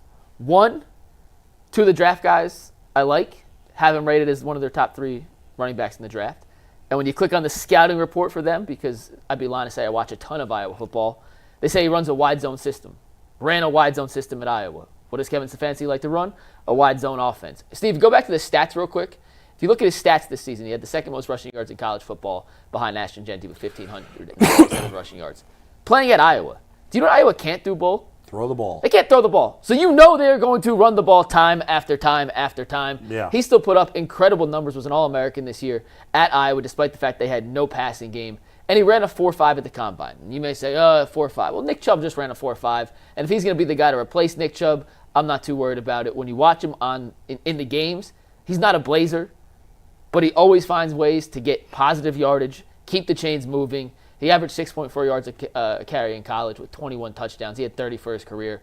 And unlike Judkins and Henderson, who played a ton of games in college, he was a productive back, but only really played the last 2 years. Mm-hmm. Has way less carries coming into the pros than the 2 Buckeyes. So I like Caleb Johnson at Iowa. Yeah, I have no interest in Travion Henderson. There's too many injuries, too many carries. He's going to probably be the 2nd running back off the board. Yeah, or no the 3rd, thanks. I should say. I'm not taking him in the 2nd round. There's too many red flags with him. He's a good player, and you're probably right. When he's healthy, he'll probably be good in the NFL. Mm-hmm. But he'll be a guy who you'll have him for 8 games. He'll be great, and then he's going to get hurt. That's fair. And now, so I like a durable back. I don't need the back to be the fastest guy in the world. This is not corner or wide receiver. Yeah, you do want him to. You don't want him to get walked. You want him to hit that crease and but go. Like, it's not like wide receiver or corner. It's not the same level of importance. The speed. You think it's just as important at running back? Name me a slow running back that's successful. I'm not saying I want him to be slow. I'm just saying he doesn't need to be. Because Derrick Henry ran a 4.4. Is 4.5 slow? I mean, it's average. Oh, so I'm saying Nick that's Chubb ran fine. in college. It's average.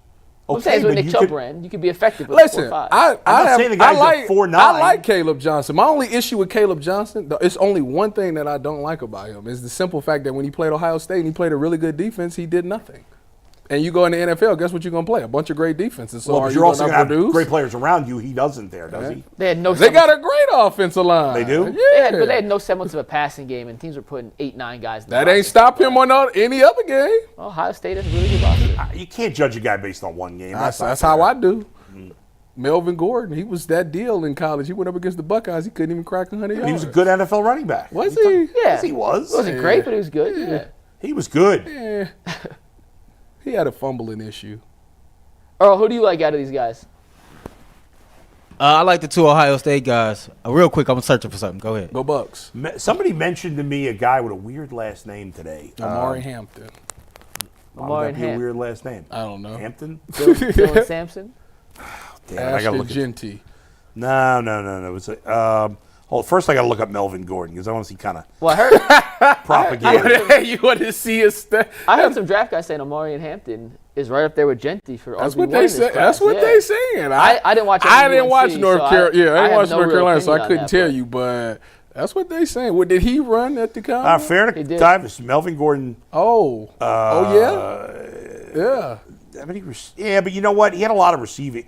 He had a lot of receiving yards from scrimmage. He had 3 years in a row where he was over. He was 1375 or higher. Mm-hmm. He had a 3-year stretch where he was excellent, and then he was kind of okay. Mm-hmm. It wasn't a nothing. I got to find this running back. Somebody mentioned him to me today, and I stupidly didn't write the name down. He's in the draft. Yep. Go ahead, talk amongst yourselves.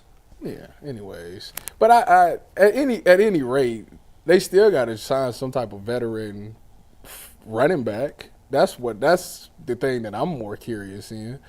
What about this Cam Scatterbo? That's not who I was thinking of. That's what Dustin loves. Dustin loves him. He ran what did he run? 4.62. That's not great. He ran 4.62. Yeah. Wow. Quinshawn ran a 4.48. I know. Travion a 4.43. That's not crazy. For a running back? Saquon ran a 4.4 Ashton flat. Jenney ran a 4.42. That's Brashard Smith from Boise State ran a 4.39. The back up to Genty. I want to say Genty's back. Yeah, 4.39. I thought that was the guy. I got to try to find this guy. I'm trying to think of the other top backs in this class. Oh, here it is. This guy from Virginia Tech, he ran a 4.32. Oh, Tuttle. Brayshaw Tootin. Tutton. Listen. Ran a 4.32. Somebody's a guy who produces my podcast who was at the combine thought he really stood out, this guy. So this is the thing.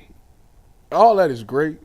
Press play and tell me what you see, because it's a reason that he hasn't been brought up until the combine happened. Yeah. So don't fall for just the combine. Well, I'm not falling for just the combine. I'm not saying you. I'm just saying right. in general. The tape is one thing. Press play. There are running backs that get drafted later that become great players, a lot more than other positions. That's true, because they get in the right system and people know how to utilize them and all those things. I agree with you, but I never heard. I'm just telling you, press play. I never heard of Chase Brown coming out of college. I mean, maybe. I did. He was at Illinois. Well, he got drafted in the 5th round. Yeah, that was dumb. You know what? He was literally like the college version of Derrick Henry. They gave that dude the ball 40 times a game, and he was great. And he was trucking along. How did he last to the 5th round? Because they probably said he got 40. He got 40 carries a game, and his body's probably beat up. So that's probably what happened. But they was giving it to him. I was like, what do they think he is, Derrick Henry? Yeah. Well, he played awesome. All right, Earl, what do you got for us now? What's going on? All right, let's get back to some Cavaliers basketball. But first, another word from FanDuel. When the game tips off, the NBA action is just getting started, and there's no other place to get into that than FanDuel, America's #1 sportsbook. With FanDuel, you can place live bets throughout the game, so even if you miss the opening tip-off or want to bet on the fourth quarter comeback, you can still stay in the action. And if you're looking for a bigger payout, you can even combine your live bets into a same-game parlay. I like to use the Cavaliers 25% boost through the month of March to get a little extra money on my Cavs parlays. So right now, new FanDuel customers can get $150 in bonus bets if your first $5 bet wins.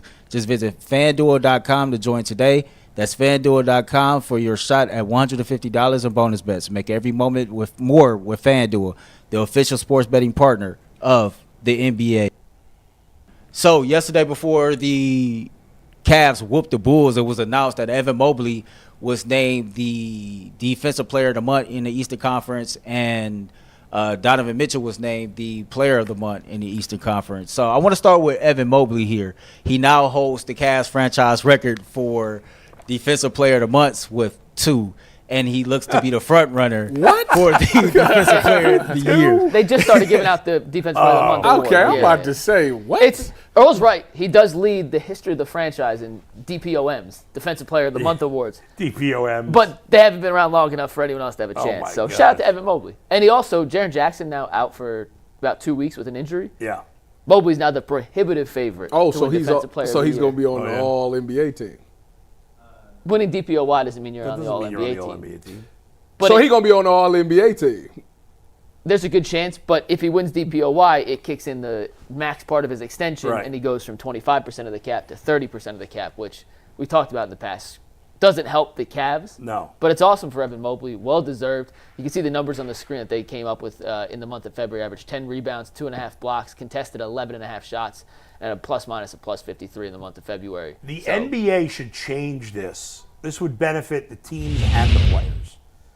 That if a player gets a kick on his contract because of winning an award, It shouldn't that count shouldn't against the count cap. towards the I cap. agree. This way the player would still get the money, but it doesn't negatively affect the team. Or there's just an NBA-given bonus. If you win Right. DPOY, you win $10 million. Right, Like, exactly. Or whatever. it's more Yeah. than that is what it ends up being. Yeah. Boys would be out there going That- forward. Oh, you Well, wanna that see would be good. You want to see that 90s defense come back and give Yeah. me $10 million bonus? No, it's not. You could already get it for, and they don't, and guys don't do Not it, for so. people that don't have it in their contract. Every player that has a max contract that gets boosted. Well, I'm just saying, what if he don't got a max contract? Dyson Daniels is now second. He doesn't have a max contract. I don't Right. know what happens if he were to win DPOY okay. as opposed to you someone better- like I want Mobley. $10 So you're right. million. I don't know. All Like right. Wemby. 10 million, 10 million. Yeah, but I think that actually be a great way to Yeah. and make all the all NBA stuff, because it is ridiculous that it's punitive to the team if your best players make what they're supposed to make. Right, it's stupid. It makes no sense that Right. then you're hindered from a cap standpoint. Right, If yeah. Evan makes all NBA or wins Yeah. DPOY. It should You just want be a your giant guys bonus. to do Yeah, these you want your things. guys So, to. again, winning this does what for Evans' contract? His cap. So when Evan signed the max extension Last season. last season, the number for his contract is 25% of the salary cap. Okay. So for each season, it changes depending on what the salary cap is for that season. Right. His contract in So the he- max is 20%. If he wins DPOY, Which he probably which will. he's now the favorite to, that jumps from 25% of the cap to 30% of the cap. Okay. Which could So range he- from whatever and the his number contract is. was going to go up anyway just because the cap goes up. I didn't realize that I never realized that in the NBA, the max contracts, it's not a set amount of It's a money. It's based percentage. on a percentage. Is Yes. this just DPOY that does this? No. If you make all NBA teams, So what if he does that MVP. too? no, it locks it up at 30. Yeah, that's all the Okay. accolades. But Yeah, yeah. a max contract can't go above 30% of the salary cap. And where is like Donovan and Darius at? Donovan's probably at 30%. He's already made an All-NBA team, so that's a kicker. And then Darius. Darius is not going to be. But I'm just saying, Darius- what if he made it all NBA? Would that And it kick would him to 30%? Yes. No? No, because Darius is in his 6th season, and there's certain. Okay. Don't quote me. I have to dive Yeah, into we're it. in the weeds There's now. There's certain kickers that if it doesn't happen by a certain point, It doesn't matter. get He's the probably full not going to be extension. in all You NBA never team, know. is he? I think he's in the conversation. He go out You there. may not. He go out there and Yeah, have who was that tonight baseball- when he dropped his 50 ball. Who was the guy you guys said were in the conversation? Of course, you were It wrong. was Jerry Judy. Judy. Who we were right. He was in the conversation. You were 100% wrong. He We was were not in the- we were having we the were con- having the we were only- having what the was conversation. in the meaning he was conversation for All Pro. Yeah. Yeah, He he's not. was in the conversation. Thank you. He was like third in the NFL in receiving. Thank We you. talking about Ev, man. How He we was get like to Jerry? 50 for touchdowns. You all based it just on one statistic. What did he finish? He didn't finish second team? He got votes, which No. means he was in the conversation. No, he didn't. Not for all pro. Yes, he did. I'll pull it up again. We did this on the show already. Bull just can't take an L. Please change the Super to Bull with 15 Let me tell L's. you something. That is the biggest lie ever. I admit my L's more than anybody else. What are you talking about? But I'm not taking an L when I don't deserve it. And you guys embarrass yourselves. Are with you this Jerry saying Judy talk. it's been 2 years in a row when we talk about the Browns? Last year it was Judy. The year before that it was the run game, elite run game that the Browns had. No, Bull was right on that one though. It was 100% right. You wasn't right. in the camp that they got an elite run game? No, that was what was the word that they was said? J&G. It was J&G and Quincy. Yeah, and by the way, J&G wanted to pay Jameis Winston after 2 games They like sure $25 did. million a Yeah, year. they did. That went away awfully quiet. Yeah, they did. That went away pretty God, quietly. I can't get this Those thing. G jumped off the bandwagon in 1 week. It took Jay a little longer. We got our guest here, Earl. So you want to okay, quick go intro ahead. or read, and we'll bring in Ted Wynn. All right, you got to do a read, Earl, or no? I already did the reads I need to do. Go ahead, Bull. All right, Ted Wynn is with us, and he breaks down the film. I love having the film breakdowns because there's not that many guys that can do it well. Ted, thank you for joining us. Appreciate you taking the time. No problem. Thanks for having me on. You know, obviously, the Browns, for the millionth time, are looking for a quarterback. You thought they finally solved, or I thought they finally solved that problem with Deshaun Watson, but obviously that's not been the case. He's been a disaster. So we're all looking at these quarterbacks and trying to decide, you know, is there a quarterback or two in this draft that's going to be the next, say, tier 1 or tier 2 quarterback, top 10 guy, something like that? Do you believe Cam Ward, Shedeur Sanders, or any of these other quarterbacks, when you watch the film, strikes you as a guy that can be in that upper tier, maybe not necessarily in the Mahomes, Burrow, Lamar, Allen tier, but even in that second tier, which is probably good enough to win a Super Bowl? Is there anybody in this draft that you think is capable of reaching that height? Yeah, I mean, to me, I think Cam Ward is clearly a quarterback that has separated himself in this process, and I think he's a quarterback that has that potential to reach maybe not that top tier of Patrick Mahomes and Josh Allen, but I think he could be a special playmaker in this class, a guy that could throw from many different arm angles, platforms. He could play make. He can make a bunch of special throws. He has arm talent, athleticism. And, you know, the more and more I watch, I just don't think Shedeur Sanders is a guy that I would take in the first round. I just did an article on him where I broke down all his games, watched him pretty closely, and he's just a quarterback that doesn't have any elite traits. He's not especially athletic.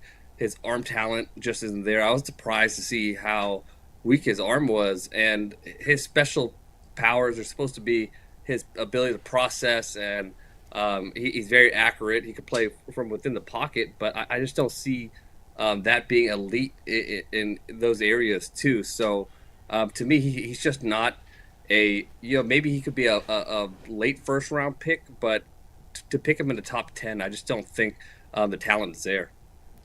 I read that article you wrote, Ted, yesterday. It came out on The Athletic. Highly recommend everyone take a look at it. And basically the conclusion I got from reading the article was, in your opinion, his anticipation, Shedeur's, has to be so good to make up for the lack of elite arm. And you put in there, I think there was 10 different video clips in the article kind of detailing what Shedeur does well, what he doesn't.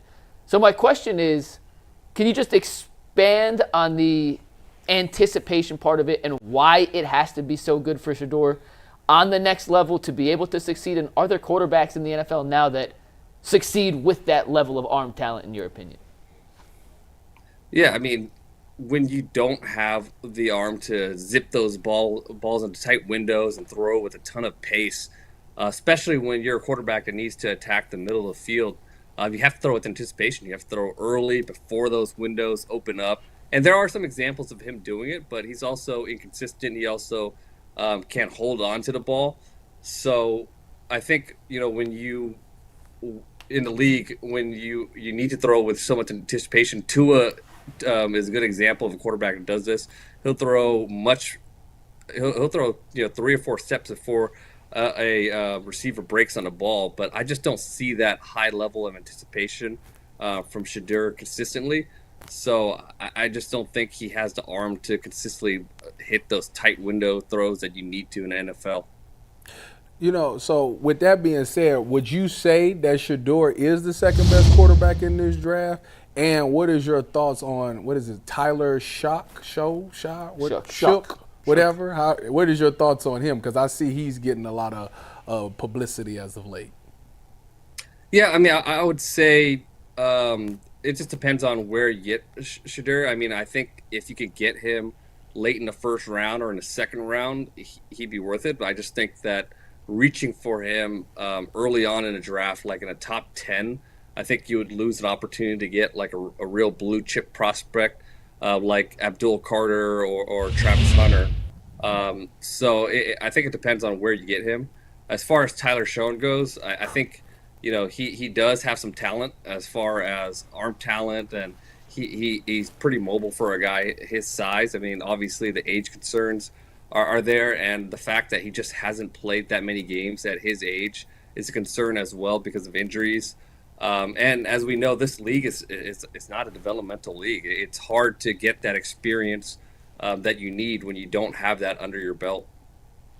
Ted, I think I said yesterday that if the Browns believe as you do, and I know some others have said that Cam Ward is clearly the top quarterback, that if the Titans don't believe that and they're going to trade out of that one spot, if I were the Browns, I'd trade up. I know it's unusual to trade from 2 to 1, but I'm not going to sit there when you need a quarterback and just hope that either the Titans pick somebody else or whatever, because you could see there's already been rumors about the Giants, whatever. Do you think it makes sense if the Browns believe in Cam Ward as you do for them to try to get up to that one spot? I totally think it makes sense. I think because that spot is probably going to be up for grabs if they're going to decide to trade it. There could be another team that wants to come up and get Cam Ward. And to me, I think there's a big enough gap between Ward and Sanders or whoever you think is the next quarterback that I think it'd be worth it to go up and get that pick. And for the Browns, it'd probably be a little cheaper than for most teams because the Titans will only drop one spot. So I do think it's worth it to go up and get your guy if you do believe in Cam Ward. Ted, in non-quarterback news for the Browns, their best player has publicly requested a trade. He's gone on every podcast and show in America, telling the world that he does not want to play for the Cleveland Browns next year. If you were Andrew Berry and you were running the Cleveland Browns, how would you handle this Myles Garrett situation as we get ready to head into the rest of the offseason? Yeah, I mean, I would probably handle it just like he's handling it and refuse to trade him. I mean, you just don't trade away a talent like Myles Garrett. I mean, he's the best player in the league. I covered the Raiders when they traded away Khalil Mack, and they just never really recovered from that. Great pass rushers are hard to find, and Myles Garrett is a special one. So, I don't know if – I know he's pretty adamant about wanting to get traded, but I think, maybe if you go and get a Cam Ward and you go and make some noticeable improvements on his team, I mean, at the end of the day, he seems like he just wants to win. So if you could make him believe that this team is on a track to win, then maybe you could get him back. But you do have leverage and you do have some control. So I would try to keep him. Do you think the Browns are making the right decision by letting Nick Chubb walk? I think that's tough. I think they have more knowledge of his medicals and whether they think that he could be that top flight back again. But I mean, I also don't know what his contract demands are, or if he wants more money or whatever it is. But for me, a running back coming off a major injury is tough to really try to keep or invest in. Ted, I know you recently wrote about Chip Kelly, who, of course, was here in Ohio with the Buckeyes, and now he comes back to the NFL. Are you give us a little synopsis of what you wrote about him and your expectations for him with the Raiders? Yeah, with Chip Kelly, I was a little bit pessimistic about his hire in Las Vegas just because I studied him pretty close when he was with the Eagles, and a lot of his offense just depended on tempo, trying to run a ton of plays and kind of confuse the defense. And for a while it worked. It really caught the league by storm. Defenses didn't know how to line up against it. They had to get into really simple looks, and they kind of feasted off that. And he even got quarterbacks like Mark Sanchez and Nick Foles to work in his offense. But the better teams that were able to kind of figure out that pace and tempo really figured out his offenses. And some of the counting stats like, total yards and points, doesn't really show a steep decline. But when you look at like EPA per play and things like that, his offense really dropped off in Philadelphia, and then it totally fell off a cliff in San Francisco when he didn't really have the talent to work with. But watching his offenses at UCLA and at Ohio State, he really made a concerted effort to change his style of offense. And I thought he did a really good job of layering plays and just getting into a variety of different personnel sets.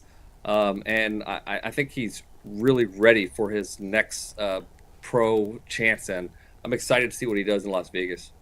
Ted, we are in the minutia here in Cleveland when it comes to the Browns. We talk about them every day, and sometimes maybe we're too close to the situation to get an appropriate evaluation of something. So I'm curious, from your standpoint, as someone who covers the league and does a great job breaking down, if you guys don't follow Ted on Twitter, I highly recommend it. He does a great job breaking down film from all 32 teams.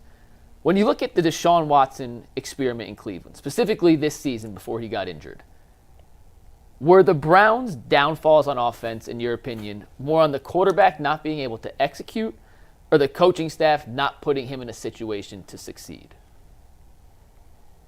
Sorry, can you repeat the question? I broke up a little bit there. Were the Browns' downfalls on offense more a result of Deshaun not being able to execute or the coaching staff not putting him in a situation to succeed? How do you kind of parse up the blame there?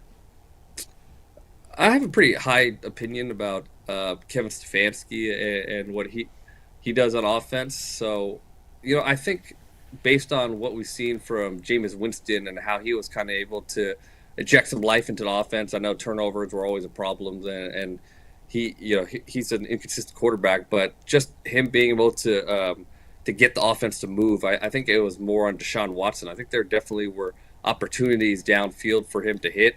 Deshaun Watson just never seemed to look like himself after coming back or whatever he played for the Browns. So to me, I would put the blame more on Watson. I think, I believe Stefanski, is he taking over play calling again this year? Yeah, he's going to be calling plays, yeah. Yeah, I mean, I think he's a good offensive coach. I think if they get a quarterback in there, that offense is going to be able to move the ball. I would definitely put the blame more on Watson based on what I've seen. Ted, we appreciate the time. Thank you for joining us. Thanks for having me on. You got it. Ted Wynn from The Athletic. Ted, the latest guy. You look at Ted, who's a film guru. Really good job breaking down film on Twitter. You look at Greg Cosell, film guru. The consensus, and again, sometimes I get worried that there's a lot of groupthink, but these are two guys that are just breaking down the film, that Cam Ward is head and shoulders above the rest. Mm-hmm. I said this yesterday. I'll say it again. Cam Ward is going first in this draft. Yes. That is happening. I'll be stunned if anything else happens. By the way, I saw that he's now minus 265 to go first. Not that that necessarily means anything. It's actually pretty good odds if you still want to make a little money. Yeah. Before it gets to minus 500. If the Browns believe, like Ted Wynn does, like Greg Cosell does, that it's not a two-horse race at quarterback, that it's Cam Ward and then a big drop to everybody else, can I add one more? Then they absolutely have to go up and get him at one. I filmed 75% of our quarterback prospect breakdowns with Sean King yesterday. Yeah. We're doing the last part today. Yeah. He says it's a gigantic gap between Cam Ward and everyone else. Even Sean King, who we thought hated every quarterback besides Jameis Winston, says big drop. So our guy Sean King, if you want to go, Greg Cosell and Sean King, a former NFL quarterback. To me, guys, this is a no-brainer. And if you're the Tennessee Titans, it's also, if you don't believe, for whatever reason, they don't believe in Cam Ward. I know there's some fans that are going to be like, well, Tennessee doesn't think he's that good, so why should we take him? Well, and maybe Tennessee's right. Tennessee's probably feeling like, we got a lot of stuff to fix if we could accumulate more picks. Yeah, but that's not it. They don't. If they thought Cam Ward was the guy, they would take him. They don't believe that if they're going to trade out. Yeah, and it's a new GM and a different I don't care how many needs you have. You don't pass on the quarterback. A lot of things that I've heard and seen was that they feel that Tennessee is not taking a quarterback. Okay, well, if that's the case, then they're going to trade. And if you're the Titans, what I said. even though you'll get a little less from the Browns than the Giants, if you're the Titans, if you trade with the Browns, you're guaranteed to get your first choice. Mm-hmm. Because you know that the Browns are trading up to get Cam Ward. So whoever it is, whether it's Hunter or if you trade with the Giants and the Giants take Cam Ward, well, the Browns could end up taking your guy. Yep. I know there's this assumption that maybe the Browns take Sanders. What if they don't? What if they take What if the Titans are like, we'll go to 3 and get Travis Hunter?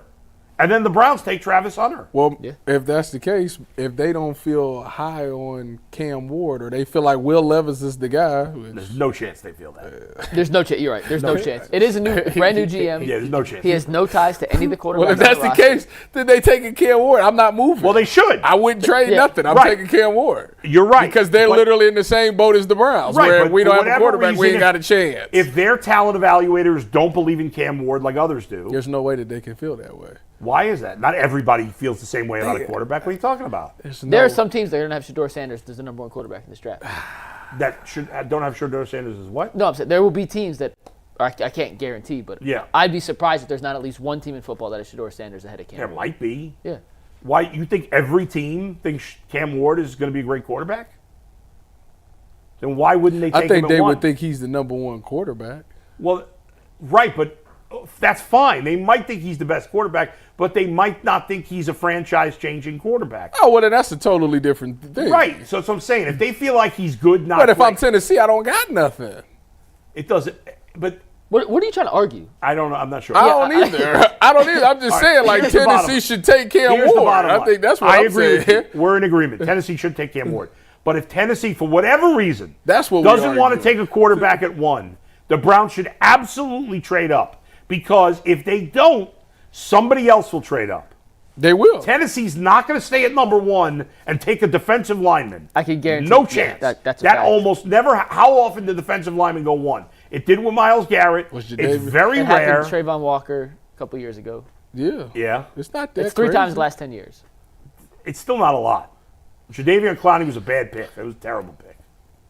How good is Walker? I'm not even sure. He's been average. Actually, he had a really good season last year. Jaguars fans were He's fine. He's not Aiden Hutchinson. He ain't Aiden Hutchinson, no. But he went second that year. And most of the time, a quarterback goes 1. Cam Ward's going 1. The question is, are the Browns going to do what it takes to get him if they believe he's the guy? And they should absolutely trade up to 1. Absolutely. We did that as a topic probably 3-4 weeks ago. And everyone kind of laughed at the idea of it. No, I said it. I didn't laugh at it. You weren't on the show that day. Yeah. And everyone kind of like, well, there's 2 guys in this draft. Yeah. No, there's not. You don't have to trade up. And now, as we're a month forward, and I say that to say, in a month, on April 5th, 3 weeks out from the draft, the whole narrative on these quarterbacks can change again. The real question of this whole thing is, let's say that the Browns say, you know what, we're comfortable. We're comfortable at 2, and they do nothing, and Cam Ward does go first. All right, we're hearing all the stuff that you've been hearing lately. Where are you at with the 2 pick? Are you still Shedeur, or are you get somebody else and then maybe try to trade back up to the first? The people that I trust in this business, again, that's the best I can do because I'm not an expert. Mm-hmm. The people that I trust in this business do not believe Shedeur Sanders is a first-round talent. Okay. So they probably shouldn't take him there. However, if the Browns talent evaluators truly believe that Shedeur Sanders is a first-round talent and they take him, I will not rip them for it. Yeah, if they like Shedeur, they have to take him at 2. Then take him on the board. If you think he's, it don't matter. Kevin Stefanski and Andrew Berry are convinced that Shedeur Sanders is an excellent quarterback, and that all these other evaluators are wrong, then go for it. Ain't they all then I got at no the problem. marble room? Shedeur Sanders, Cam Ward, and Abdul Carter are here with the Browns today. They're in Cleveland. Is that right? Or is it – I think it's Abdul, Travis, and Shedeur. That's what I said. No, you said Cam Ward. Oh, Shedeur. Cam Ward comes tomorrow. Yeah, 2 Colorado guys and Abdul Carter Cam today. Ward gets to come by himself, huh? Interesting. Yeah. It is very interesting. No, they said it was a scheduling conflict. They were supposed to all come together. Who are they eating with? Jimmy? I have no idea. Hopefully everybody. Hopefully anyone who's You think Jimmy's a good tipper? There's no chance. I hate to tell you this, Bull. Rich people are bad tippers. I didn't really get the luxury of top 30 visit. Yeah. No. I did visit the Lions. They give you cotton candy at the Marble Room, too. The Lions did treat you Cotton nicely. candy? Yeah, you get cotton candy at the Marble Room. Really? How you know? I've been to the Marble Room a couple Look at you, times. man. Got a couple Earl's dollars. a high roller. He got a couple dollars now. When you went to the Lions, what did they take you to? McDonald's? I don't remember. It's such a long time ago that I don't remember. I do remember for dinner. I remember when we did our workouts. I think the Giants came and worked us out, and they took us to like a steakhouse in Columbus. Where I don't remember where I went with the Lions. Yeah. By the way, another former Buckeye retired today. Did you see this? Oh, Sam Hubbard. He retired? Yeah. Really? He had an injury. He didn't catch a pass and hurt himself. Yeah, he got hurt. Sam Hubbard? Yeah. Yeah. Like the DN for the Bengals? Yeah. Yes. What other Sam Hubbard would there be? Get out of here. Sam announced his Hubbard retirement. ain't Becky texted he us about did not. Yeah. I'm actually glad he did because I wanted the Bengals to move on from him, and Wait a minute. he's such a key guy in their locker room. I didn't want them to have to cut him. Oh, he did this long post. Yeah. They should hire him as a coach. They should put him on coaching Tight ends staff. coach. Why did he retire? I think because of injuries. His body's that banged up. I think he may not. I think the Bengals were going to cut him possibly. They, Well, he was they gonna be said ready he for was the start going of to the get season. cut. And I hated the idea of cutting him, even though he's not that good a player. I don't know, but I like him. All right, what's next? That's unfortunate. Hey, real quick, Mike, let them know, man, about the Ultimate Class Cavs show. I'm sorry. When is your next episode? Is it tonight after the game? Probably not tonight after the game. Jason's still frolicking around Europe. He got to Paris this morning. This guy does more traveling than anybody I know. It's so we did one on Monday. Jay's worse. Yeah, but Jay's, What? So your next episode? Rich. Next episode is TBD. It'll be He's super sometime rich, yeah. sometime before the end of the week. We'll do another one. But there's one from Monday. We recap the Portland win and some of Donovan's dominance over the Boston Celtics with my friend Bob Schmidt from the Fear the Four Pod. So it's on our YouTube page. Check it out. We'll do another one sometime this week. By the way, Steve, can I tell Steve Becker? I'm going to take people a little inside baseball here for 5 seconds. Sure. So every month, Steve sends us a list of how many views we had on the show, the top views, the top shorts, and then it does all the ultimate additional shows like Ultimate Guardians, Ultimate 216, Ultimate Cavs, and how many views there were. You got to put the amount of shows, Steve. I need views per show because he puts my Guardians up there and it's nothing compared to the other. Well, we did one show in the whole month. It makes us look worse there, Steve. So can we put up per show? I mean, let's get fair here, will ya? I'll tell you what ain't fair. Ty Jerome. My man had 16 points yesterday. Ty Jerome. I'm like, what the hell? That's what ain't fair. Ty Jerome to the competition. He had 16 points yesterday. This was a topic we were going to talk about the other day. But in your opinion, which award is Ty Jerome more deserving of? Is it the Sixth Man of the Year award or the Most Improved Player award? Can I start with this one? Is there a Most Improved Player award? There is a Most Yes, it Improved Player is. award in the NBA, and it's a disgrace. Because there's no consistency No, it really is. There's no consistency whatsoever in how it's handed out. Sometimes they give it from a bad player that turned into an average player. Sometimes it's a really good player who went to a great player. Tyrese Maxey won it 2 years ago. He averaged 23 points. Then he was averaging Tyler Hero 26 the favorite points this year? Cade Cunningham is the current favorite, that's who's having a great season. Yeah. But That's fair. He was good last year. No, he wasn't And like then this. he's better this year. Evan Mobley should be in the mix for it. conversation. Yeah, He has yeah. better odds than Ty Jerome. So there's no consistency whatsoever when it comes to how they actually vote upon most improved. If you want to be honest, in terms of most improved, Jerome, I think, is a great case, and Norm Powell, who has My stepped cousin. up, who has stepped up and replaced Paul George, I feel going like from it's- 12 points to 24 points per My game cousin. in LA. I feel like it's weird to vote for him for Most Improved because he didn't play last year. That's I fine. feel like That's it's fair. better. It's more should be comeback player, Well, which they don't have. I don't think in the NBA. they don't. And my end goal in all this Yeah. process when we get to the end of this conversation, they need to make its own award of a Yeah. Welcome to the NBA award. A guy who had no expectations Right. whatsoever, who burst onto the scene. Yeah, he should win that. He'd be perfect. Because for I that. don't think he's the most improved player because he didn't play last year. So what did he improve from? He was His previous 4 years, though, it was a giant leap from the I best guess he's you been could- to where he's at probably now. not the sixth man of the year. Although I don't know the sixth man in the other teams well enough. Isn't Hunter been a better sixth man than him? Hunter- Peyton Pritchard is tied for the favorite. Peyton Pritchard's the favorite. Malik Beasley of the Pistons is second. He's good. DeAndre Hunter's third, and then there's a big drop Does off. Ty Jerome have a legitimate case against those guys or no? In mean, terms of impactfulness, yes, Yeah. I genuinely believe. But he only plays 18, 19 minutes a game. It's actually crazy. He doesn't play that much, but his Right. minutes all feel meaningful because he's scoring so much. He's on had a lot of permanent big moments basis. also. He's filled in definitely- admirably when Donovan and Darius are out. I think you make a pretty good case for both awards here. Yeah. Even though he's not in the top 3 in terms of the Vegas odds for either. We become obsessed with these awards, and it's like, who cares? Win a championship. Yeah, I'd rather I have don't a ring. care who the comeback player of the year is. Doesn't exist. I mean, Joe Burrow won comeback player of the year. I didn't give a rat's ass about What that. about when Joe? You think What Joe about when the cares about Browns? comeback What player about when of the the year? Browns swept the Yeah, the awards Browns swept last the awards. year? You didn't care? Completely meaningless. So you'd rather have a playoff win than the DPOY, the assistant coach of the year, and the comeback couldn't player? care. I ran less about outside either. shirtless. What? During the award ceremony when we swept, I ran outside shirtless. No, you did not. Like in the middle of the winter, I was going crazy and everything. No, Had you my were not, T-shirt Earl. rubbed around my head and everything. It was He was crazy. going nuts. Earl was losing his mind going outside. Remember the video of Earl when he cried? When LeBron left? They You ran gotta an interview? stop it, man. You gotta What? cut that out. What? He showed us. gotta cut that out. He showed us at like Earl the very cried? When one of LeBron- the you first cried when days LeBron Earl had left? joined the show. I had waves and 2 parents back then. That's how old that Wait a was. second. So you got interviewed by the news? Yeah, it was the Associated Press. You And- cried? I didn't cry. First of all, real men cry. No, So they- there's nothing to be ashamed of. If you Oh, cry. no, for real. It's power in your vulnerability. That's you right. are absolutely right.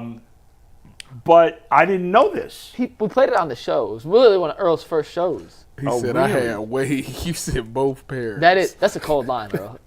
Yeah. That's a cold That line. definitely had to be because how long you been growing your hair? It's been I done had my hair 7 years, but that's not the point. Yeah. The point is, anytime somebody bring up a moment like that I'm not proud of, I'll always reference back to before I had hair. So it don't matter.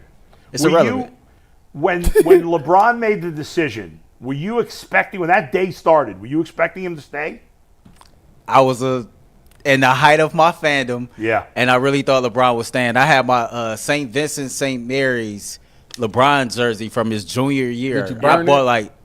I spent like $400 on that at Next back then. Yeah. But I had that. I had the LeBrons, Next. and I went downtown to Harry Buffalo. Yeah. And I was sitting in the bar when they made the announcement, and I just dropped my head on my towel, and people thought I was crying, but I was just, I was salty. I was pissed off. Tybus, you were in high school, right? yeah. I could care less when he left. You didn't care? I was a Kevin Durant fan. You couldn't care less. I couldn't care less. I was a Kevin Durant fan. Earl, what do you think for Ty Jerome? Sixth Kevin man or most Durant improved? is such a douche. Yeah, once he MVP. decided to go to Golden State, I cut ties with him. Yeah. Giannis became my favorite. By the player way, that I've day. probably said this before, but it's not the first time I've repeated myself. LeBron left right. What was it? It was 2010, right? Yes. His first year in Miami was 2011, 2012, 2010, 2011 season. So yeah. Yes. Right. So it was. I came to Cleveland to work in 2011, so it was 2010. So I was still working in New York. I happened to be on the air live When that happened. when LeBron did the show, and even though at the time I had zero ties to Cleveland, I knew nobody from Cleveland. I had never been to Cleveland. I went bananas on LeBron. I went off on him for leaving Cleveland. Off. I hated it. Sixth what man or you- most improved for Do what Ty. you got to do. If I had to vote for one of the two, MVP. I'd vote for. He's hilarious. I'll vote for low key. That should be an award. Low key MVP. Low-key LK MVP. Low key MVP. No, I'd vote for most improved. If I had to pick one of the If I had to pick, I'd pick 6 men of the year because I just think, yes, there's other guys that do it, whatever. But there is no denying the fact that it's something about his presence on the court. He gets those steals when you need him. He hits those big shots. Literally, he raises the play of everybody else on the court. And that, to me, is the epitome of what a 6-man does. When things aren't going well, you put your 6-man in there, and boom, he gets everything back on track. And every time Ty Jerome's in the game, it's like guys just love playing with the guy. Like, they play their best ball when he's out there on the court. Yeah. And he just raises the play. So, to me, I would give him 6 men of the year. Here's the problem. The people that vote on this, and I can't blame them because you can't watch every team's They games. ain't watching them. You're going to vote based on stats. Mm-hmm. We know how impactful Ty Jerome is. And I think the general NBA public, that like guys who vote on this, they have an idea that Ty Jerome's been a good story. But they don't realize, if you don't watch the Cavs every day and you just look at the stats, you'd be like, wow, that's impressive from a guy who's done nothing. But his stats, when you look at them, they don't blow you away.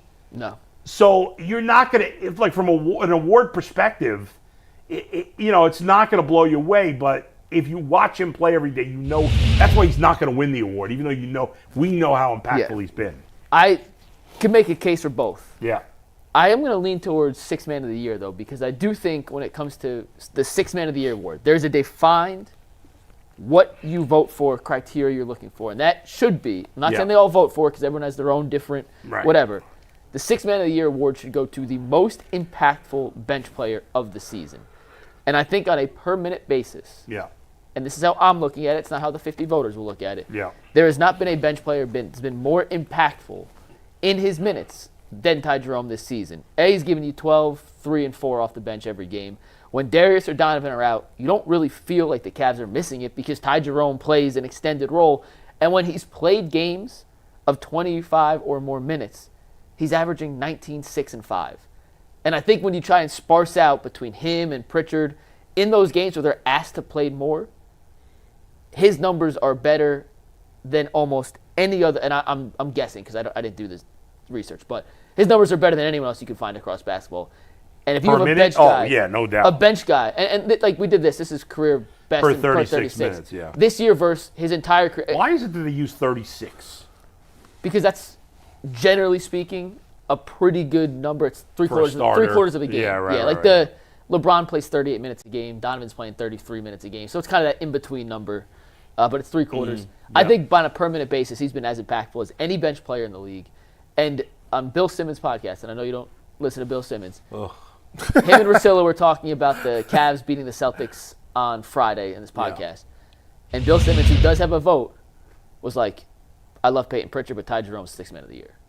And when a Celtics guy Celtics homer is willing to come around on that, and he does watch all of Peyton Pritchard. Right, sure. And he's willing to say that.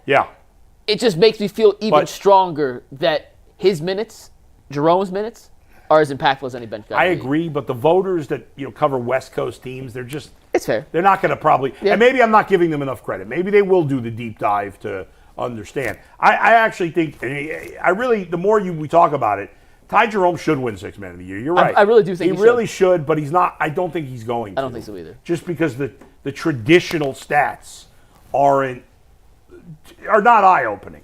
Yeah. What is last look? When I checked this morning. Oh, I thought that was an award. No. It's like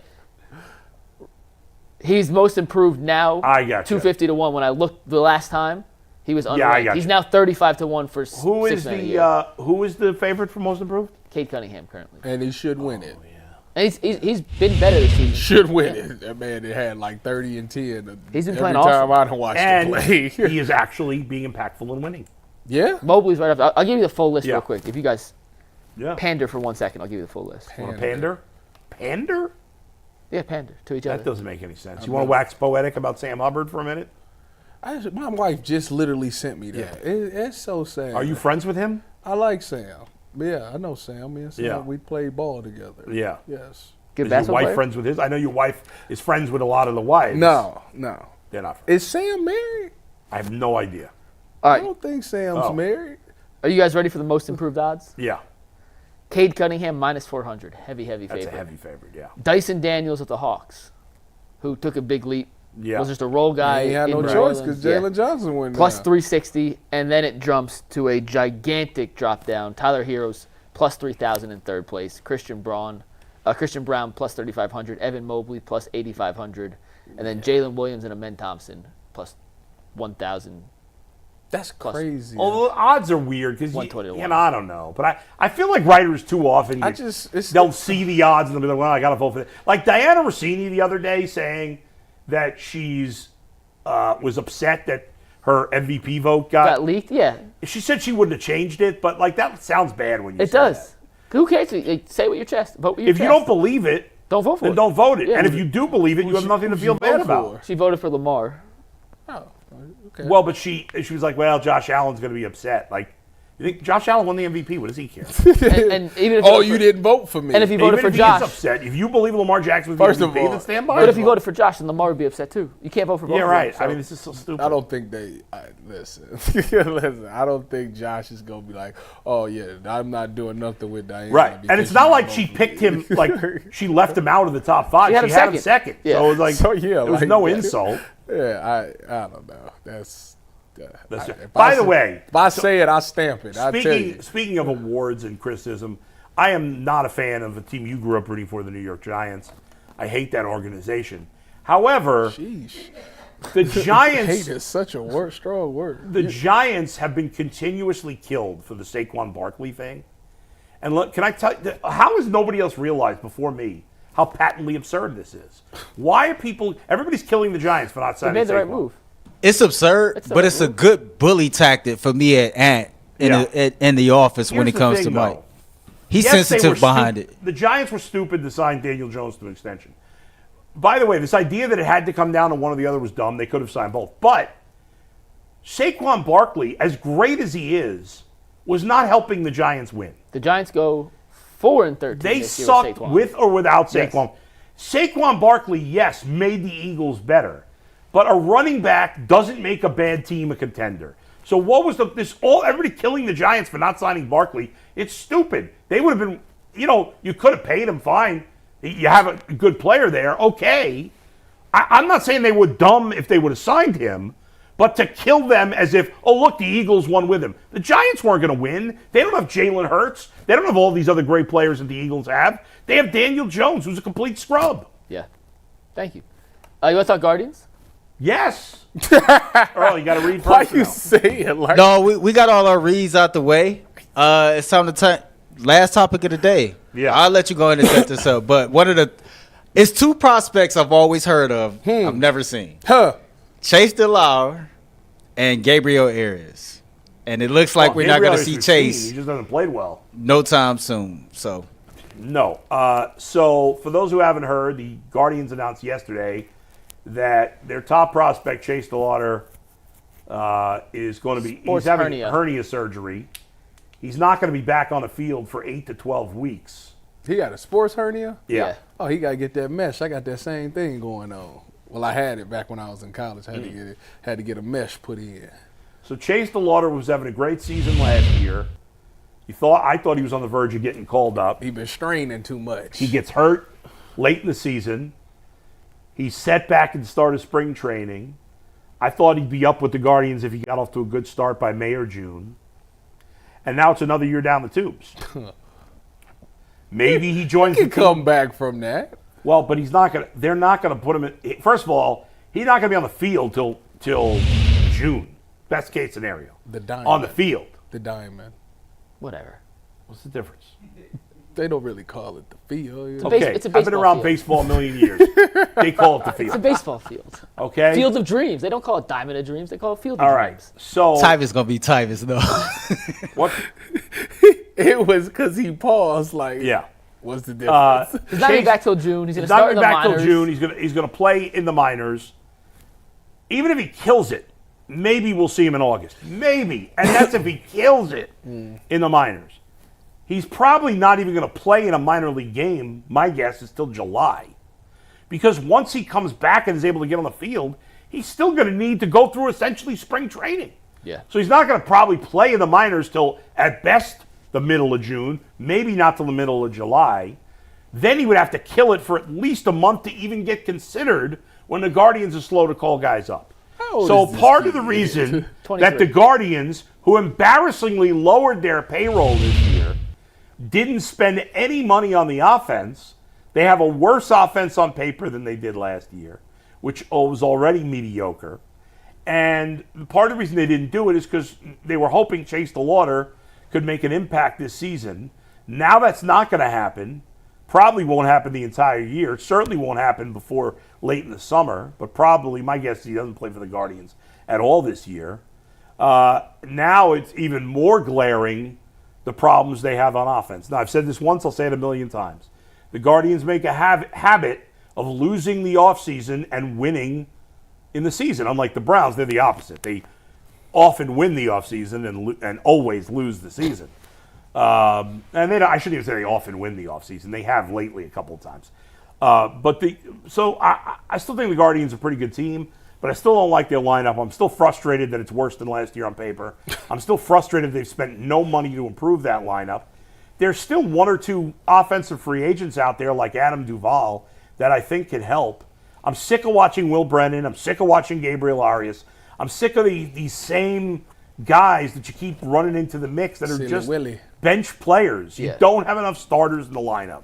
Or when you set this up, you said Gabriel Arts. I think you meant George Valera, who's the guy we are yet to see at the MLB level. He's Well, no he's longer not with another- us no more. He is. They signed him is, back to a yeah. minor league contract. Oh, really? He's not. But he's always Yeah, often yeah. injured. The thing with DeLauter when he got drafted was he fell in the draft at 16 because he had a foot injury coming out of college. Yeah. He's dealt with injuries throughout his entire minor league career so far. This is another injury. He's a guy that, when is on the field, whether it be spring training, minor league, college, has mashed. And we had Matt Underwood on last Friday, 2 Fridays ago, talking about how DeLauter hit a home run. Yeah, I just don't care, Mike. No. I'm just saying, like, he has the potential. Like, he's what you get excited about because he's this giant-bodied, power-hitting outfielder who I have no confidence we're ever actually going to see on the field because I don't trust him to stay healthy.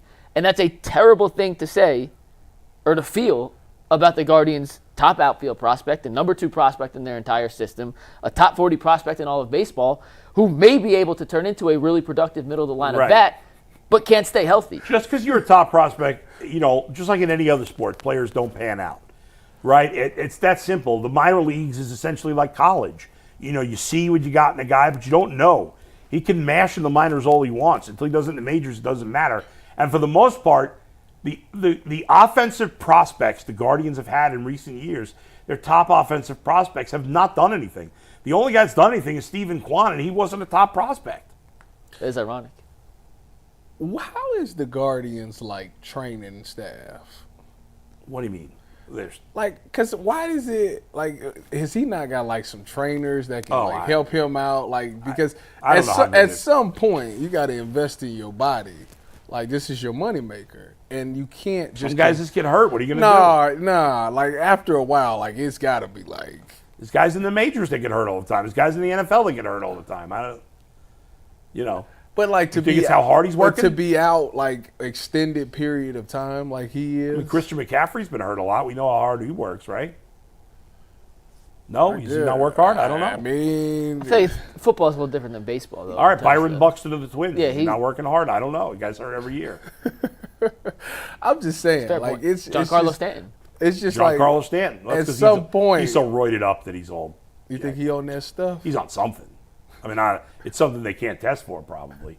Allegedly. I don't know. Obviously, I don't know for sure. He looks like he, is built out of steel. Yeah, Did I ever tell you my John Carlos Stanton story? No. I'll tell you after the show. I'll tell it now, but he likes to lift. What? he's a scary dude. Yeah. Scary dude. Don't look like that. He like to do curls. Huh? Yeah, probably. Yeah. I don't see what the problem. He tweaks his oblique anyway, every year. Curl. I just think it's just something that they should look into. We should maybe do some more yoga. It's gotta there's no way you're gonna have this kid here and he's showing all this promise and you can't at some point get him in the majors to see what he actually turns out to. That's ridiculous. They will eventually. If it's not DeLauter, who's the next outfield prospect that's in line to potentially make an impact? George Valeria. No, it's not. I don't even know. I'm not I'm just trying. I'm trying to think off the top of my head. I can't think of what happened to Angel. What happened to Angel Martinez? He's in camp, isn't he? He's still here. That's CJ. I can't think of their next. Kafkas. Nobody else that's really close. I don't think. Let me see. I'll look at the latest MLB.com top 30. But I'm just not thinking. Let's see. Travis Bazzana. Oh, Jason Churio, but he's really young. Jackson Churio of the Brewers. Yeah, he's like 19. His brother, isn't he? but he's young. Yeah, he's not going to be in the big leagues for a while. Their next, Kaifus is Kaifus, that's what I was thinking. First baseman, outfielder. Kaifus. That's really it. Jonathan Rodriguez, who had a cup of coffee last year. They really don't have, outside of Churio, the farm and maybe system Kaifus, ain't what it used to be. Outfielders. They don't have outfielders. This is MLB.com's rankings right now of the Guardians prospects. Number 1, Travis Bazzana. Hopefully will be up at some point this year and eventually could be an outfielder, although they seem to want to keep him at second base. DeLauter, Churio. They got rid of whatchamacallit for him. Jimenez. Yeah. Ralphie Velasquez. He's a catcher, first baseman, right? Cooper, they have a catcher. I mean, it's just, and they got no pitchers. The highest ranked pitcher is a kid named Braylon Doty, who's their 9th prospect, projected to the big leagues in 2028. Well, he was just drafted this year, wasn't he? I believe so. Yeah, I mean, not great. Not great. So they don't have another. There's not an outfield prospect that's definitely ready to go. You know what? You talk about how they didn't make any moves. Yeah. We felt the same way last year going into the season, and they had this magical season. I know that. So they might do it again, or they might go backwards this year. I don't know. I hope that's not the case. I hope so, too. I love baseball, and I love watching the Guardians. Like that better not be the case. It was good for the show, too. Like, it was something to look forward to, yeah. I want the Guardians The Browns to be were good. depressing and the Guardians was flourishing. So Yeah. But it kept us going through summer, too. There's a lot of dog days. I think they'll be fine. It's just so frustrating as a Guardians fan when the team won't fully commit financially to getting better. Let me ask you this, and then I know Earl's got Go sign Adam Duvall. He's still out there. Pay him $5 million. With DeLauter's injury, and that was a guy that at least would have been in the mix for one of the outfield spots. Yeah. Does that impact at all whatsoever, even 1%, the Guardians' chances of signing Adam Duvall or another outfielder? I doubt it.